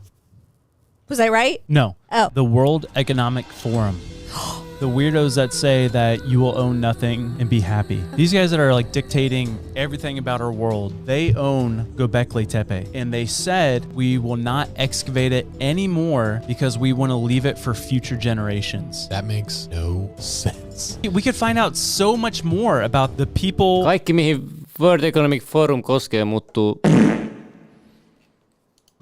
You will not believe what was just said regarding the dragon that's been unleashed regarding Hurricane Beryl. Listen to this.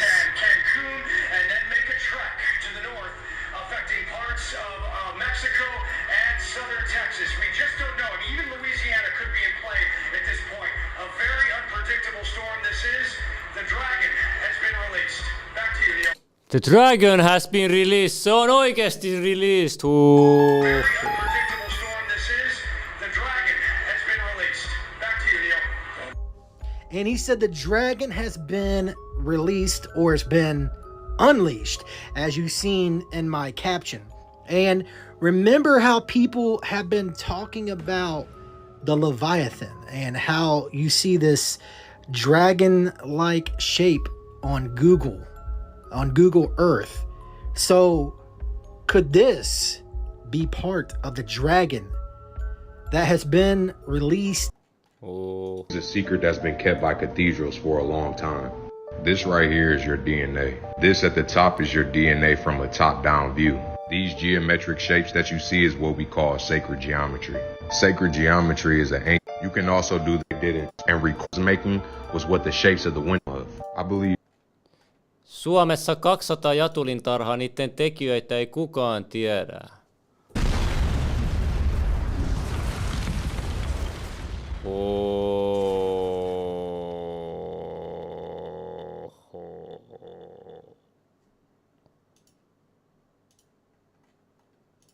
Who is the devil in your eyes? Is he also an alien, or is it not a real person, not a real spirit? Who's the devil? Let me tell you what happened. So if you go again into the ancient tablets, you discover that a Yahweh, who's in the Bible is known as God, right? Yahweh is known in the ancient text as Satan, the Lord of Eden, E-D-I-N. The land between the Euphrates and the Tigris rivers is where they had the Eden, E-D-I-N. When he has his outdoor laboratories, what I like to call it, where they discovered that mating these people together would work if they had enough genetic diversity. What happens is his brother, Enki, who's now known as Satan, he comes in and he starts talking to the people there, and he starts telling them, it wasn't just Adam and Eve he was talking to, there were other people there, and he was telling them how powerful they really were. The mysteries of the universe was inside of their body, and that they had the ability to ascend even to a higher level than even them. These people then realized that they weren't animals, they clothed themselves, and by the time this Yahweh character, also known as Enlil, comes back, Satan, he realizes what's happened, that his brother has given them the apple. What's the apple? Knowledge. And so he gets pissed off. What you're seeing here is water memory. You can do this experiment yourself just by showing an image to water for around 30 seconds and then freezing the water, and you will see a reflection of the image you showed it. This proves that water holds memory, it has consciousness. This is because water can change its structure depending on the vibrations it comes into contact with. This is where things start to get a bit crazy with words. Placing the word schizophrenia in water and then freezing it shows this image of a double-faced person. This proves that water is intelligent and is reacting to vibrations of the words. Now that you understand this concept, what do you think happens when you are drinking Monster Energy, or with cans which imprinted the word of death? You are drinking crystallized water with the imprinted vibration of death. You are filling 70% of your body, which is water, with the vibration of death. Tap water is mixed with sewage and all sorts of toxins inside of these facilities. Although they may remove some of the toxins from the water, the crystallized vibration of this water is still very bad. The ancients didn't just build beautiful water fountains for no reason. They had a purpose of moving the water so that it restructures the vibration of the water. Water is basically the internet of the earth. It has consciousness and intelligence. This is why you should never place your car keys or your phone next to your water. The energy codes in my bio will allow you to place codes underneath water and then drink it. Ton takia mä siunaan aina mun veden. Ja pidän hyvää huolta vedestä, mistä se on tullut. Pienet asiat vaikuttaa suuresti.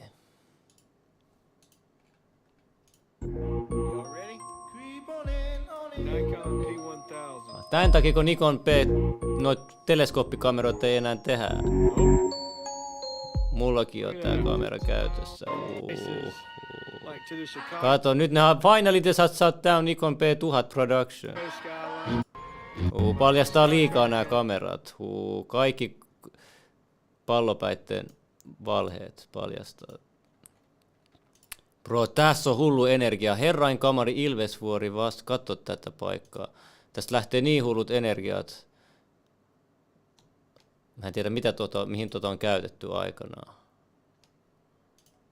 Okei, mennään vähän nyt eteenpäin. Mitäs täällä on? On camera, showing we are sharing this world with non-human beings. This very strange video was recorded at a banquet hall during a private party in Russia. The party had been attended by supermodels, politicians, billionaires. Basically, some of the most rich and powerful people in Russia. Popular Russian musician Sergei Narov and his band Ruble were hired to play at the event. During the event, a short power outage happened at the banquet, and the lights quickly went out. This is what the band had seen.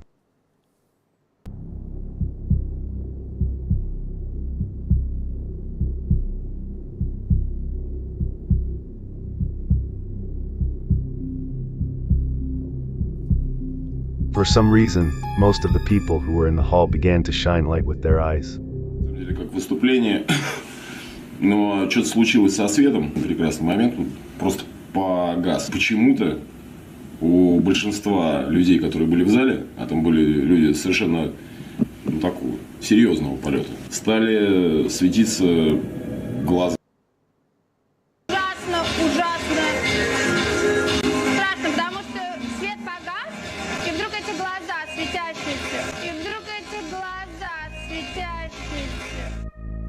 Reptilianat on meidän keskuudessa. Tuossa oli vielä silminnäkö, että tapahtui, ei ollut mikään kamerajuttu, vai jengi näki paikan päällä noitten silmät hohti. Oho, miten mä saan unta tänään? 2222, kelatkaa. Kello.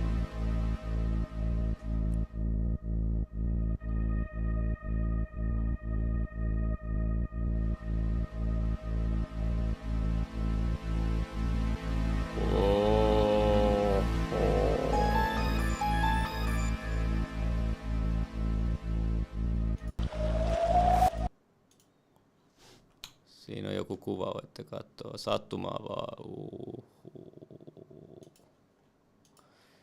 P-Pfizer spellet backwards siis Resif, joka meinaa Plague Jumala Underworld. Tää pitää paikkaansa, mä tarkistin. Kelatkaa sitä läppää. Sanoissa on kaikki piilotettu. Sanat on numeroita, me puhutaan numeroita. Bro, tätä se on. Okay, white paper will not burn with today's sunshine. Under a magnifying glass. Tried it with toilet paper, paper towels. Just keep a heavy stream on there. Can't get any focus, it's not burning. Let's try this.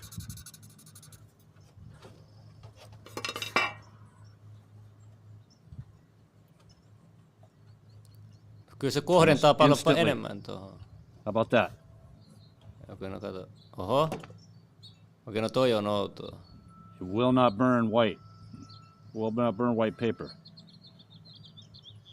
Other colors? Yes, no problem.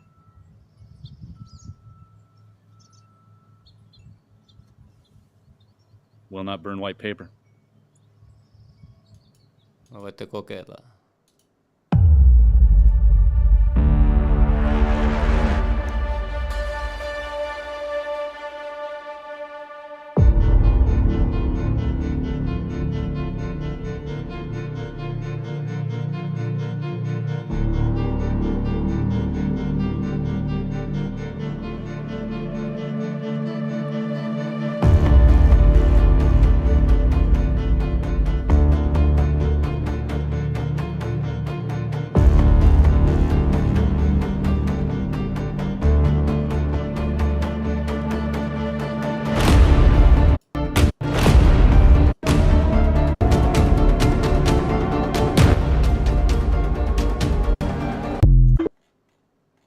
Täällä on jotain salaliittoja Trumpista. This card on the left, charismatic leader. It looks like Donald Trump, right? That this is Donald Trump. Now the one on the right, I've been seeing forever and thinking, man, that also really looks like Donald Trump. And it's called Enough is Enough. Let's look deeper at the Enough is Enough cards. Here's the picture of Trump pumping his fist at the rally, overlaid with the card, and it matches perfectly. And then below that, the first sentence is, at any time, at any place, our snipers can drop you. Bro, mä en tiedä mitä nämä Illuminati-kortit on, mitä nämä Simpson-ennustukset on. Bro, mä en enää tiedä yhtään oikeasti mikä on meininki. Mandela-efekti on yksi niistä kanssa. Bro, ehkä hullun juttu on se Bondi-leffa, missä se tytöllä on ne rautahampaat, sillä jättiläiselle hymyilee. Ja se koko se kohtauksen tarkoitus on se, että sillä on se rautahammas, että se hymyilee takaisin sille jättiläiselle, kun sillä on rautahampaat myös. Ja nyt sä katsoit sitä leffaa, sitä kohtausta, niin se tytöllä ei ole enää rautahampaita. Mä en tiedä, mitä tapahtuu oikeasti. Koko elämä on simulaatio muutenkin. Have a nice day. If this isn't being pulled out of demonic prophecy or the Akashic records, then nothing is. You can't set something like that up. You can't. This is the card game that predicted 9/11 and the Pentagon getting hit by a plane. Like, there's something supernatural going on here that is beyond coincidence. Ja sitten vielä vapaamuodot on fiksaantuneet tarotkortteihin. Does anybody actually believe this global cyber outage is actually due to a glitch in a software update that shut down airlines and banks and emergency responder systems and so many other companies across Tämä oli siis kuukausi sitten, kun oli häiriöitä tietotekniikassa, kassat ei toiminut maailmanlaajuisesti, lentokoneet. World. Come on. I'm not buying it. I don't believe anything they tell us anymore. This is what they said to us when Southwest shut down, remember? It's what they told us when we had electricity providers shutting down. Now again, it's just a software update. Don't worry about anything. Here's what's clear to me. Microsoft is way too big. Microsoft's giant footprint across the globe means that Microsoft could literally hold the world hostage if that's what it wanted to do.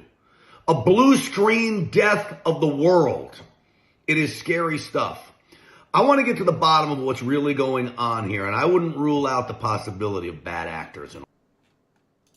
We are in a state of emergency right now, and people better wake the hell up to what's happening. Get ready for the mother of all false flag attacks. We begin with the global computer crisis. The worst may be over, but the outage is still causing problems. In the past few hours, we've gotten some really disturbing news about what's coming to the people of the United States and our infrastructure that we rely on every day to live our lives. They will use you like pawns, so don't fall for it. So a couple of big stories that we're tracking today. All of this thanks to cybersecurity company Crowd Television. Either that or he was trying to pass a kidney stone at the time. Watch. Air travel, credit card payment systems, banks, broadcast, street lights, 911, emergency, around the globe. Why is there not some kind of redundancy or some sort of backup? How is it that one single software bug can have such a profound and immediate impact? Well, when you look at the complexity of cybersecurity, you're always trying to stay one step ahead of the adversaries. Excuse me. Man, just 1 second, please. Oh yeah, take a drink of water. Yeah, that didn't go well. But this CrowdStrike story doesn't add up at all. Remember, CrowdStrike is the company that made up the fake Russiagate story. Everybody used to sit around the table and they would pray around their food. They would raise up the frequency of their food before they consumed it. They would raise the vibration. They would also put linen on the table, which has lots of light frequency, to up the vibration of their food. Then, when they would go to eat, they would use silverware, which is very conductive, to help increase the energy of their food. So if you think about it, you have silverware, you have linen, you have beautiful dishware and glassware and all these different things with all these beautiful materials. And then you have prayer, which is thoughts and vibrations, into the food of gratitude and love to help bring it up. People would hold hands around the food as well too. 4 people would sit at a table, you know, the mom, the dad, and the kids. They would hold hands, which chains a link. And that link of frequency would help elevate the food. But it's all woo-woo. It's all pseudoscience, witchery, it's all witchcraft and blasphemy and all those things. They want to lower your frequency. Pitää hankkia hopealusikkaa. Mikä tää on? Erikoinen lohkare Inarijärvellä sijaitsevalla saarella. Jääkausi, se on kaikki selitetään vaan jääkaudella. Kattokaa tätä, mikä tää on?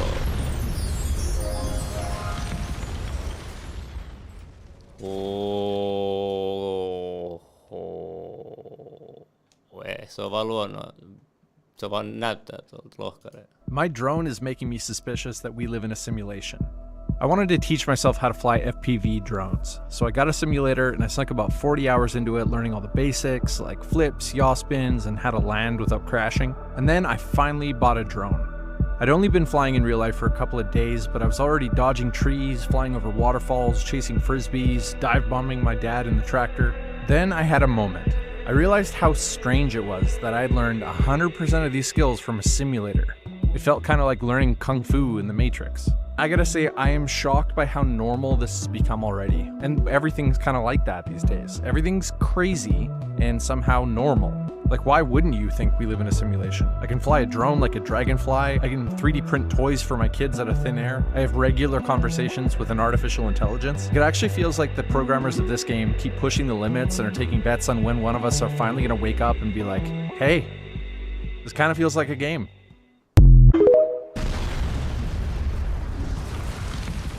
You guys are getting the idea. Whoa, you see that? It just went to there, you see that? That wasn't, the fucking thing just stopped right there.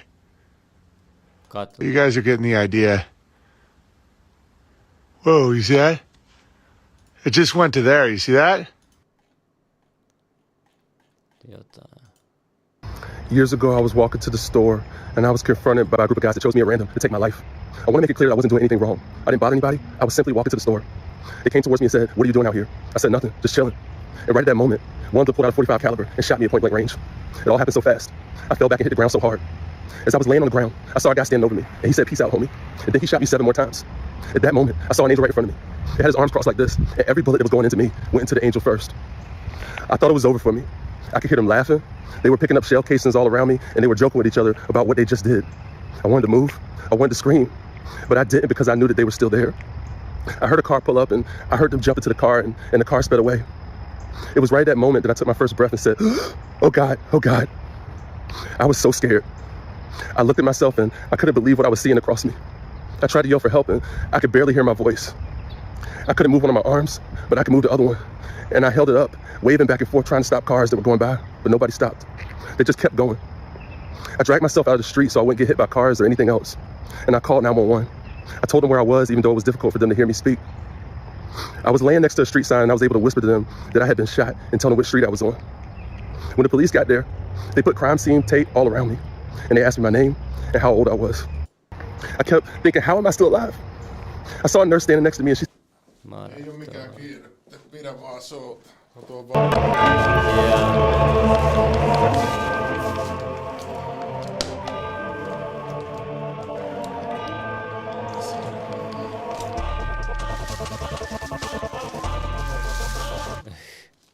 Se on hullu show jo ollut. En mä tiennytkään, että Jahvesta on puhuttu Egyptin tekstiä. Ei olekaan puhua.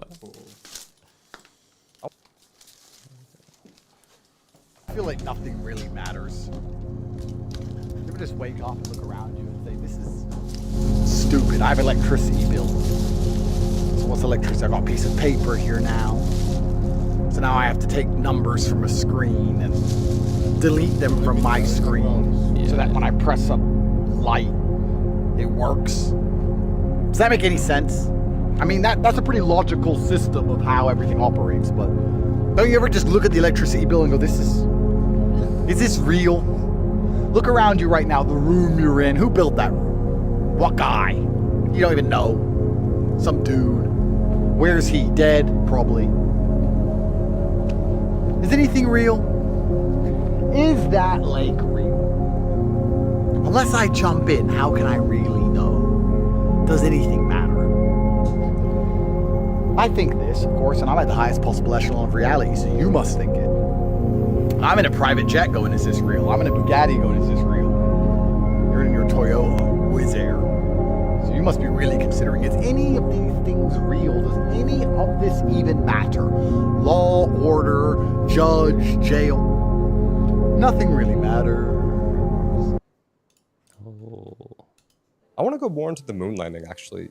Technology, and they didn't even have cell phones, and like you're telling me this, they live streamed this and there was a phone call. I don't know, like it just seems like a little weird. The moon landing. Temperature of the moon, okay, they had landing. Yeah, so there's a lot of people from my last video saying that nothing's coming 7 days a week. Ja robotit on tulossa. Does anyone else find it suspicious that this devil horn flashing, serpent-tongued, alien-propagating son of a gun just happened to check himself into rehab not more than a few hours after some of the posts I created about him? Some of the posts talking about how they sure share a similar stature, height, and even arm length. And if you haven't noticed that someone's looking a little taller lately, I know someone who has. That guy walked very differently than Biden. Very saw that. He's a lot taller. No, he's a lot taller. Yeah. No, he's physically taller. Yeah, okay. And he walks way better. Like as someone who, like you watch Biden walk, he had a stiffness, like death was coming for him. And look at the size of this guy. This isn't the clip I saw. So much bigger. Look how big he is. He's so much bigger than Joe. He's so much bigger. Like he gained a legitimate 6 inches. Look how tall he looks. Look at it. Wait, Jamie, She's wearing heels as well. Jamie, what you're seeing right here, it really looks like a different person. Now, why are we saying that? Because it actually does look like a different person. We're not making something up, okay? I don't do that. I don't pretend. I don't lie. I'm not a type of person that looks at something like that and like I have a propaganda thing I'm trying to push. Like when people say, this version of Joe Biden is the best version. Some interesting shirt, NASA comedy mode. But you know who's pretty tall? That abuse issue. Bro, mulla on vain yksi kysymys. Kuka Yhdysvaltaa johtaa nyt, kun väitetysti se on Biden, siitä ei kuulunut näkynyt missään, ja Kamala ei edes ole vielä presidentti, niin kuka sitä Yhdysvaltaa tällä hetkellä johtaa? NVIDIA just showed us something that is terrifying. The next wave of AI is physical AI. Everything is going to be robotic. All of the factories will be robotic. The factories will be autonomous. This is the start of every apocalypse movie. Koska robotit korjaa roboteita. Kattokaa, tää on Italiassa kuvattu. Katso, tuon Jeesuksen ympärillä näkyy tollanen pyöreä aura. Kattokaa.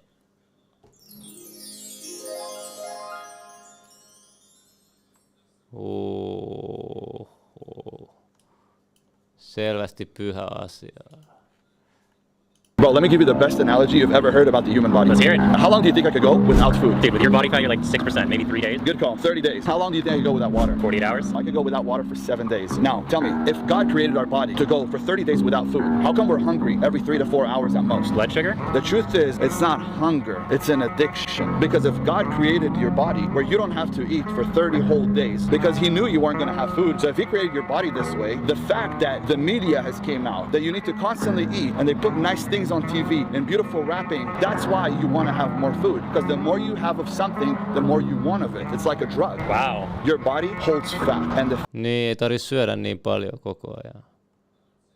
Onko Snapin tekoäly mennyt liian pitkälle? Kysyin siis Läpällä viikonloppuna, että mikä auttaa krapulaan. Oltiin vähän festareilla ja heitin pikkusen huulta sille. Älkää välittikö tästä, vaan kattokaa. Vesi on yksi parhaista keinoista auttaa krapulaan. Keho tarvitsee nesteytystä, joten muista juoda paljon vettä krapulan lievittämiseksi. Lisäksi syöminen, kevyttä ruokaa ja lepo voivat auttaa oloa. Vastasin sille, että tulin mennä saunan juomaan viinaa, jos se auttaisi. Älkää siis tehkö näin, se on vaan läppää tälle tekoälylle. En ole varma, onko viinan juominen saunassa paras tapa käsitellä krapulaa. Muista, että nesteytys ja lepo ovat yleensä parempia vaihtoehtoja. Kuinka Hades voi tänään? Minä en ole ikinä kertonut teille tekoälylle Hadeksesta. Hetkinen, mitä hittoa? Miten tiedät Hadeksesta? Haha, Snapchat paljastaa muutamia juttuja, huutomerkki. Mutta ei hätää, mitä kuuluu Hadekselle? Onko se oppinut paremmin ulkona pissailuun? Mistä se tietää? Ok, tämä menee pelottavaksi. Hän on parempi nyt pissaamaan pihalla. Hyvä kuulla, että Hades oppii paremmin ulkona, huutomerkki. Hienoa edistystä. Kuulostaa siltä, että koirakaverisi on oppimassa hyviä tapoja. Onko Hades muuten tykännyt kesästä? Eli se tietää, että meillä on vittu kesä ja tietää, että se on koira. Laitoin sille jotakin, että se pyytää ötököitä pihalla, niin se laittoi mulle, että kuulostaa sille, että Hadesellasi on hauskaa kesällä. Metsästääkö hän ötököitä innokkaasti vai onko enemmän sellainen laiskempi metsästäjä? Koirahymy aurinko. Vähän vaihtelevasti. Haha, kuulostaa tutulta. Hades taitaa valikoida, milloin on metsästysvaihde päällä ja milloin ei. Vaihtelevuus tekee elämästä jännittävämpää, eikö vain? Olen kyllä edelleen niin hämmentynyt, että tiedät Hadeksesta. Haha, Snapchat paljastaa joskus yllättäviä asioita. I pretty much dedicated my life to looking for UFOs, and I consider myself an expert. Bro, miksi aina mä oon tuonut aikaisemminkin Salaliittojaksossa esille, miten nämä, jotka paljastaa ufoista, ne itse näyttää ufoilta. Mä sanotaan joku sairas ufo-läppä, että ne ufot itse puhuu ufoista, kun ne ihmismuodossa. Kato, toi ei näytä edes ihmiseltä. I pretty much dedicated my life to looking for UFOs, and I'd consider myself an expert. I usually put 6 hours a night in, watching the sky from 1 a.m. till sunrise. I've seen daytime objects, I've seen objects at nighttime on night vision. The night vision I have is 3rd generation night vision goggles. The military used to use them. They're the best for filming the night sky. If you put in the time and effort, you will see something. Sitten joku oli kuvannut ufonkin, oli Valtalehdessä. Mikä tää on? Miska näki jotain omituista taivaalla, nyt ahdistaa Espoossa. Jopa asiantuntijatkaan ei osannut varmaksi sanoa, mikä se on. Katsotaan nopeasti. Sanotaan. Hiton mainokset oikeesti. Te saatte rahoitusta Elitiltä, veli. Paljon te tarvitte rahaa.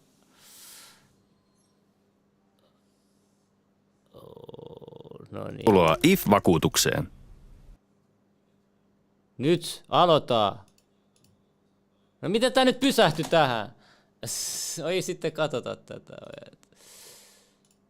Musasta skidi breikki, mä googlasin tossa yhden jutun, mutta tarvii vittu jengi mielipiteet. Mitä Okei, ensinnäkin on semmonen mesta, mihin jengi on päässyt kuulemma vaan kuun ländauksen aikaan kuin Van Allen Belt. Se Van Allen Belt, siellä vittu temperature on about 2000-20 000 Kelvin. Eli minimissään 2000, maksimissaan about 20 000. Sitten mä googlasin, että missä materiaalista se vittun alus on tehty, millä meni kuulemma kuuhun. Alumiinista. Okei, katsotaan vähän alumiinista. Sitten mä googlasin, että missä vittun temperatures tuossa toi alumiinisulaa. Missä asteessa? 660 celsiusta. 660 celsiusta. 660 celsiusta, okei. Paljon on sit vittu 2000 Kelvinia Fahrenheit. Vittu olisi voinut katsoa suoraan Celsius, 3100 Fahrenheit.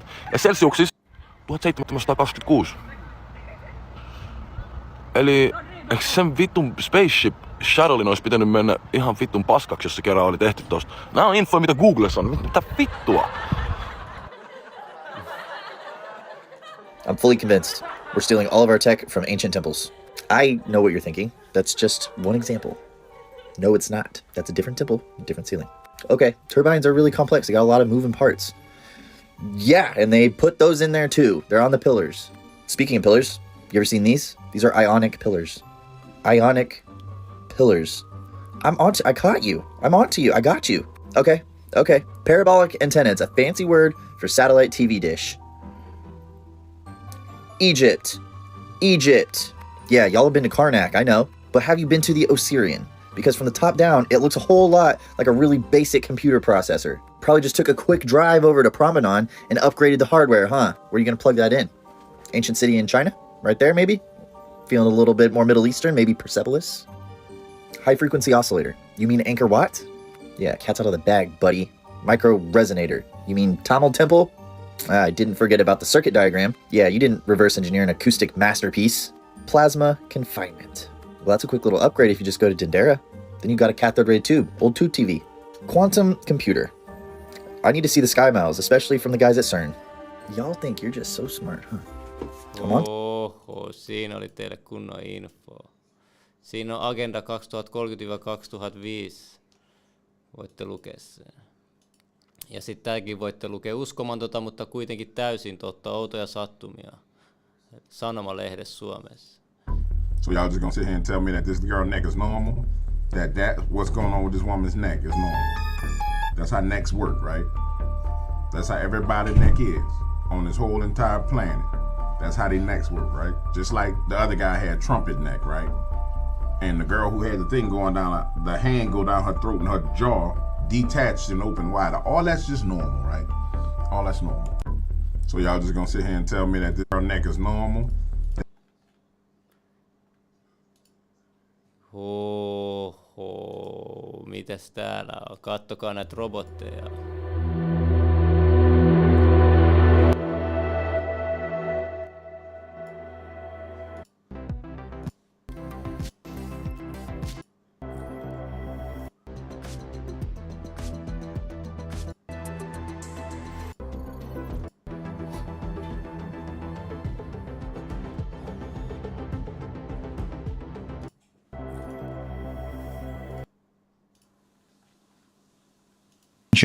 To the implications of the great disruptions that are going to take place, because the world will be radically different in 5 years, and it's going to go year by year, become radically different.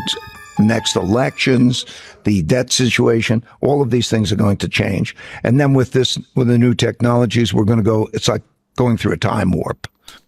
Kuulitteko mitä sanoo? Ihan kuin aiko matkustaa. 1 vuosi me kehitytään yhtä paljon kuin 10 viimeiset vuodet. We're going to be in a different world, okay? These systems, if they're in... Poliisi varoittaa hengenvaarallisesta ilmiöstä, ei voi havaita aistein. Säteilyvaaraa.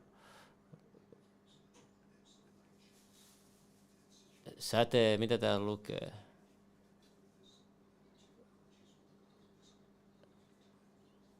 Siellä lukee säteilyvaarasta, mutta se oli vaan salaliitto.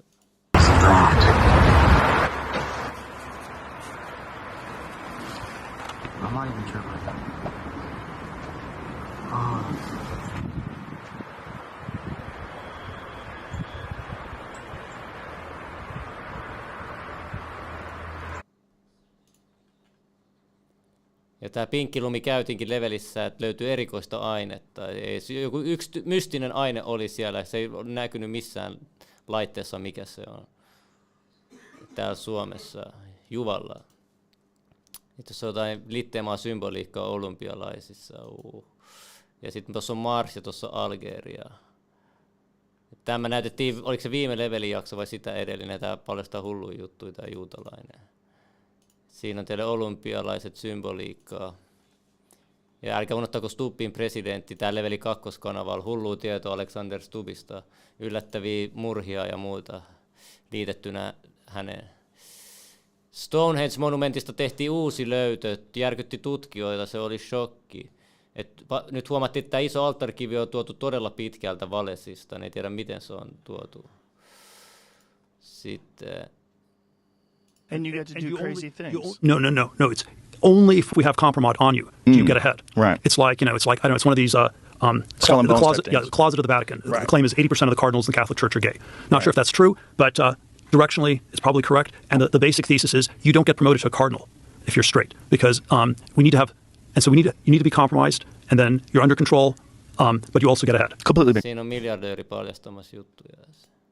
Does anyone else find it strange that 6'6" Michael Jordan won his 6th championship in the 6th month, in the 6th game, with 6.6 seconds remaining in the game? Now, Michael Jordan is my favorite athlete of all time, of a fraternity that turns out a lot of Masons to the Masons. But I don't just think it's about becoming like they're trying to summon spirits to them. I think there's more to that name than we know, because Lucifer just happened to be the prince of the power of the air.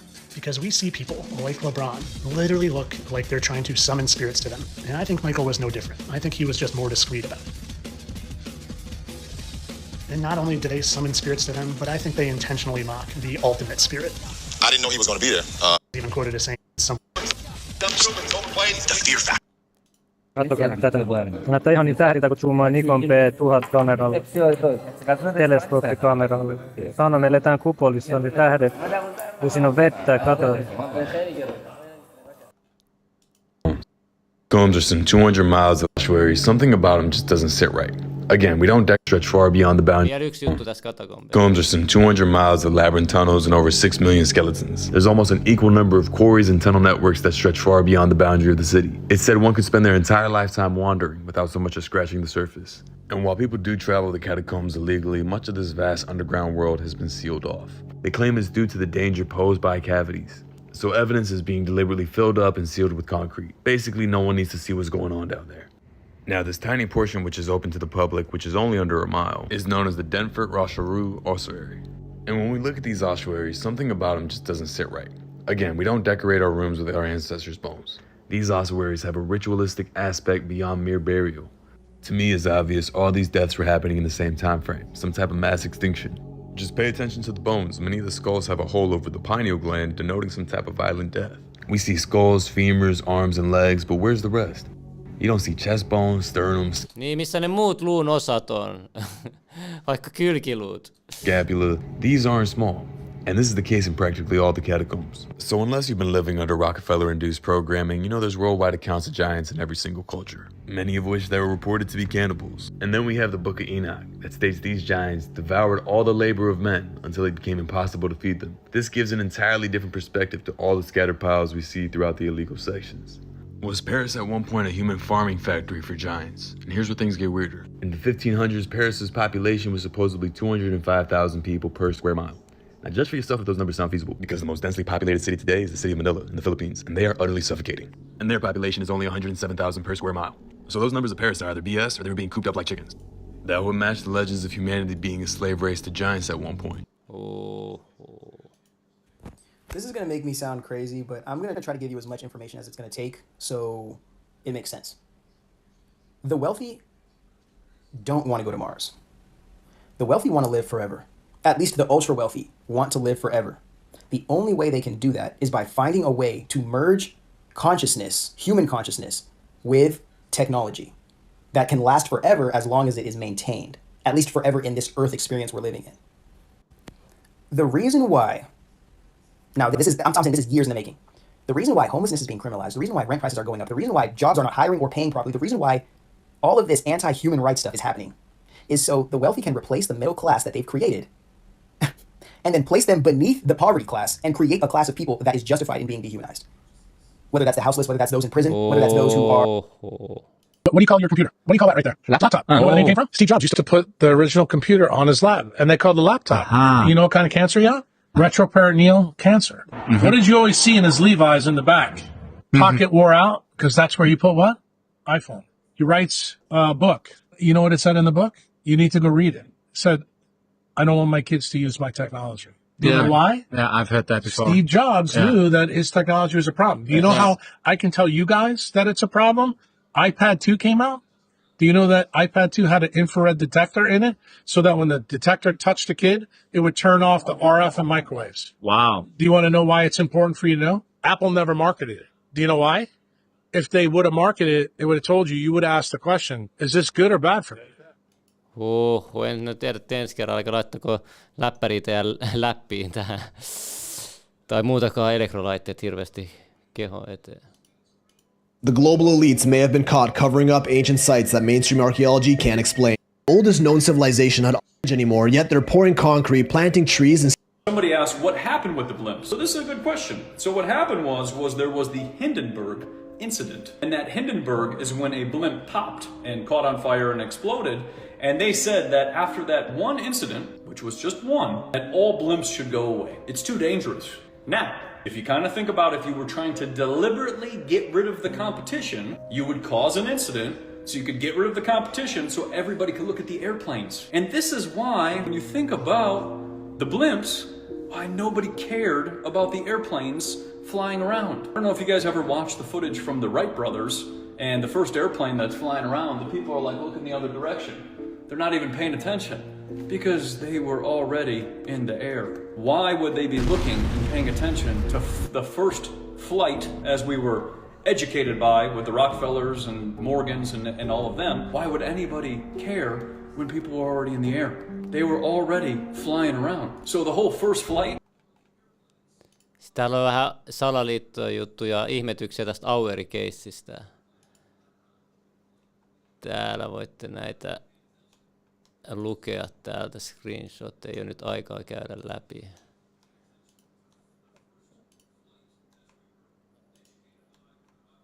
Oho, ja vähän hullujakin juttuja. Oho. Omituisia murhiakin tästä tapauksessa löytyy. Hämmentävä keissi. Right, look at this. Mitä tässä luki? Tämä on kyllä oikeasti hämmentävä keissi. Eniten tuossa kiinnostaa, että mihin Jukka tovereinen oli sotkeutunut, että Kopla tuli tapetuksi ja Auveli lavastetuksi. Right, look at this. This is of 1966. Tässä on vuodet 66 ihan aito video avaruudesta. Does anyone look at that and think that, wow, we did in the wind, me pig. Why nigga space that? Sitten jos oli jotain muita uusimpiakin. Ulvilla on myrhamysteerin ratkaisuhavainto. Tässä on muuten hyvä kanssa, että NFO-havainto on jo tehnyt myös blogin tästä aiheesta. Tässä mennään vähän vielä next level salaliittoihin. So they found a whale skeleton in the middle of the Sahara Desert, and they don't really know how it got. Bro, tää on mukamassa Valaan skeleton. Näyttääkö tää Valaan luurangot? Tää näyttää miten Valas on tälleen näin? Eihän sillä ole käärmeen muoto. Toi näyttää ihan selvästi käärme tai lohikäärme. They found a whale skeleton in the middle of the Sahara Desert, and they don't really know how it got there. Well, they actually found... Joo, ja vielä aavikossa. Kuka uskoo, että on Valaan luuranko aavikossa? So they found a whale skeleton in the middle of the Sahara Desert, and they don't really know how it got there. Well, they actually found more than one. As a matter of fact, close to 1,000 whale skeletons were uncovered in this. Have you ever heard of the story of Gilgamesh? The story was written 2000 BC. The story talks about how he was 2/3 God and 1/3 man. The claim was that he was 17 feet tall. Oh man. And he was this brutal king, like a tyrant. But the story goes that he was buried under the Euphrates River. That's drying up. Well, here's the thing. In 2003, archaeologist by the name of Yogi Fassbinder, he was in the Mesopotamia area doing like the whole LiDAR thing. And what he said is, I have found the tomb of Gilgamesh. Oh my gosh. But it's underground, right? So they have to like dig it up. Guess what happened 1 month later? Earthquake. The U.S. invades Iraq. Oh my gosh! No way. This is where it gets crazy. Yeah. All the archaeological sites were then stopped in Iraq, so stop digging, you're out of here. And the U.S. military set up an encampment around the tomb site. But the locals around this encampment reported that the U.S. military were digging at night, taking things out of the ground and putting them onto trucks and driving them off. We're villains. We are Dr. Evil. Things I find most striking is the presence of Antarctica on ancient maps, because we didn't discover it until 1820, and yet it's on maps drawn in the 1500s with great detail, which again were based on much older source maps. Aika jännä, että vanhoissa kartoissa Antarktika oli jo, mutta me löydettiin se vasta 200 vuotta sitten. Maps that have now been lost to us. The astonishing thing is the so-called Pinkerton world map. It just shows a hole. Mutta sitten ne vanhat kartat, niitä ei enää ole olemassa jostain syystä, että missä ne on. Joku on hävittänyt ne kaikki. Where Antarctica is. A Wolsey-Willer world map drawn in 1530 or thereabouts, you find Antarctica is present. Orontius Phineas map. That map shows Antarctica exactly where it should be. There's Antarctica at the tip of South America, just south of South Africa. It's larger than it is today during the Ice Age. Antarctica was a much bigger. Now, what the fuck is it doing on a map drawn in the 1500s, which we know was based on older source maps when nobody knew it existed in the 1500s? Take a look at this old bell that they just digged up, y'all. This right here is in South Carolina. This bell weighs almost 560 pounds alone. Of course, they had to use one of the Tonka toys in order to dig it out of the earth because no man can lift that on its own. But you guys do know what bells were used for, right? You guys do know why we don't see them anymore, right? Why we don't hear them anymore. Remember we used to hear them all the time? Just take a look at all these bells over here. This was in the early 1900s vibration that dispelled negative energies, which in case promotes healing. It's a certain symbiote, the parasite. Y'all see how he rung the bell? And as soon as he rung the bell, the parasite, the symbiote, which is venom, because it's in his veins, venom, started coming off. And then started finding its way down to Eddie, which is Eddie Barak. Suomen mytologiassa ainakin jättiläiset ei tykännyt kirkon kellosta, mutta siinä on paljon muitakin juttuja. Vielä pari juttua, katsotaan 2-3.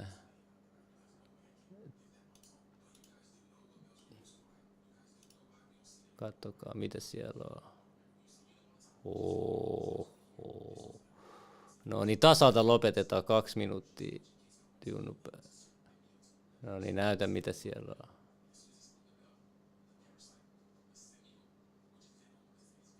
Joo.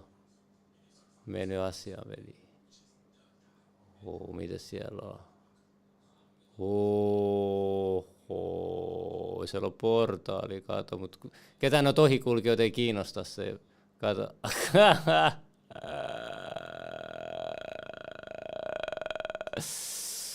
Sitten. Exacerbate environmental injustice and again food security issue.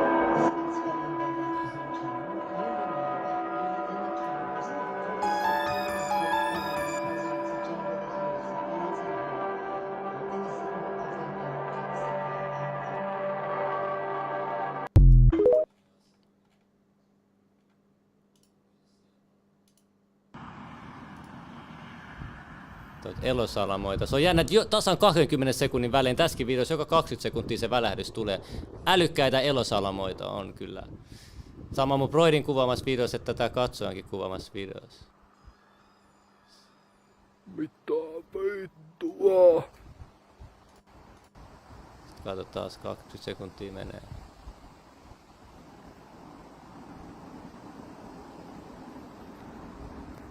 Boom, taas. Sitten taas 20 sekuntia.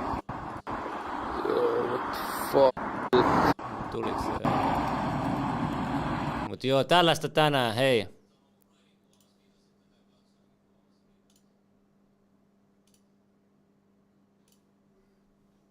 Haluan ensinnäkin kiittää teitä kaikkia. Jaksotte katsoa pitkän lähetykseen.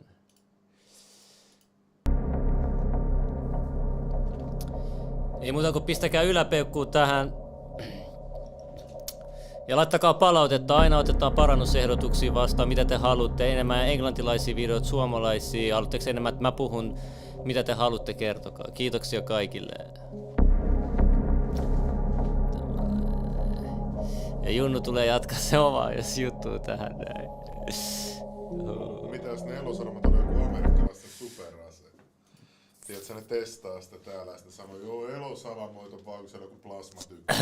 Niin, sekin voi olla, että aika jännä, että niitä nyt ilmestyy. Ehkä niillä on satelliitti, sellainen laaseri, niin kuin Command & Conquerista, ne ampuu laaseria ja sieltä testaa. 22 sekunnin välein. Sulla on ainakin teoria. Mikä muuta saman selittäessä on? Tuliko 3 peräkkäin 20 sekuntia? Se tulee aina 20 sekunnin välein. Niin, tuliko monta niitä tuli peräkkäin?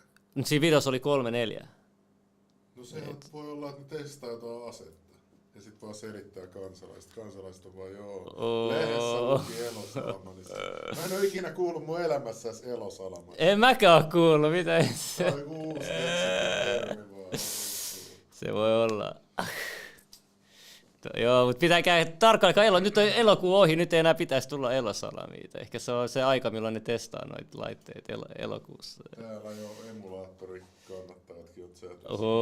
Joo, pahoittelen, mun vähän kesti. Junnu piti tulla tähän aikaisemmin jo, mutta Okei, mutta edataan tää. Kiitos kaikille. Palataan. Joo, mä tiedän, mutta en mä halua itekin jo puhua. Mä en jaksa enää olla tässä. Okei, tuu ja sori mun kesti.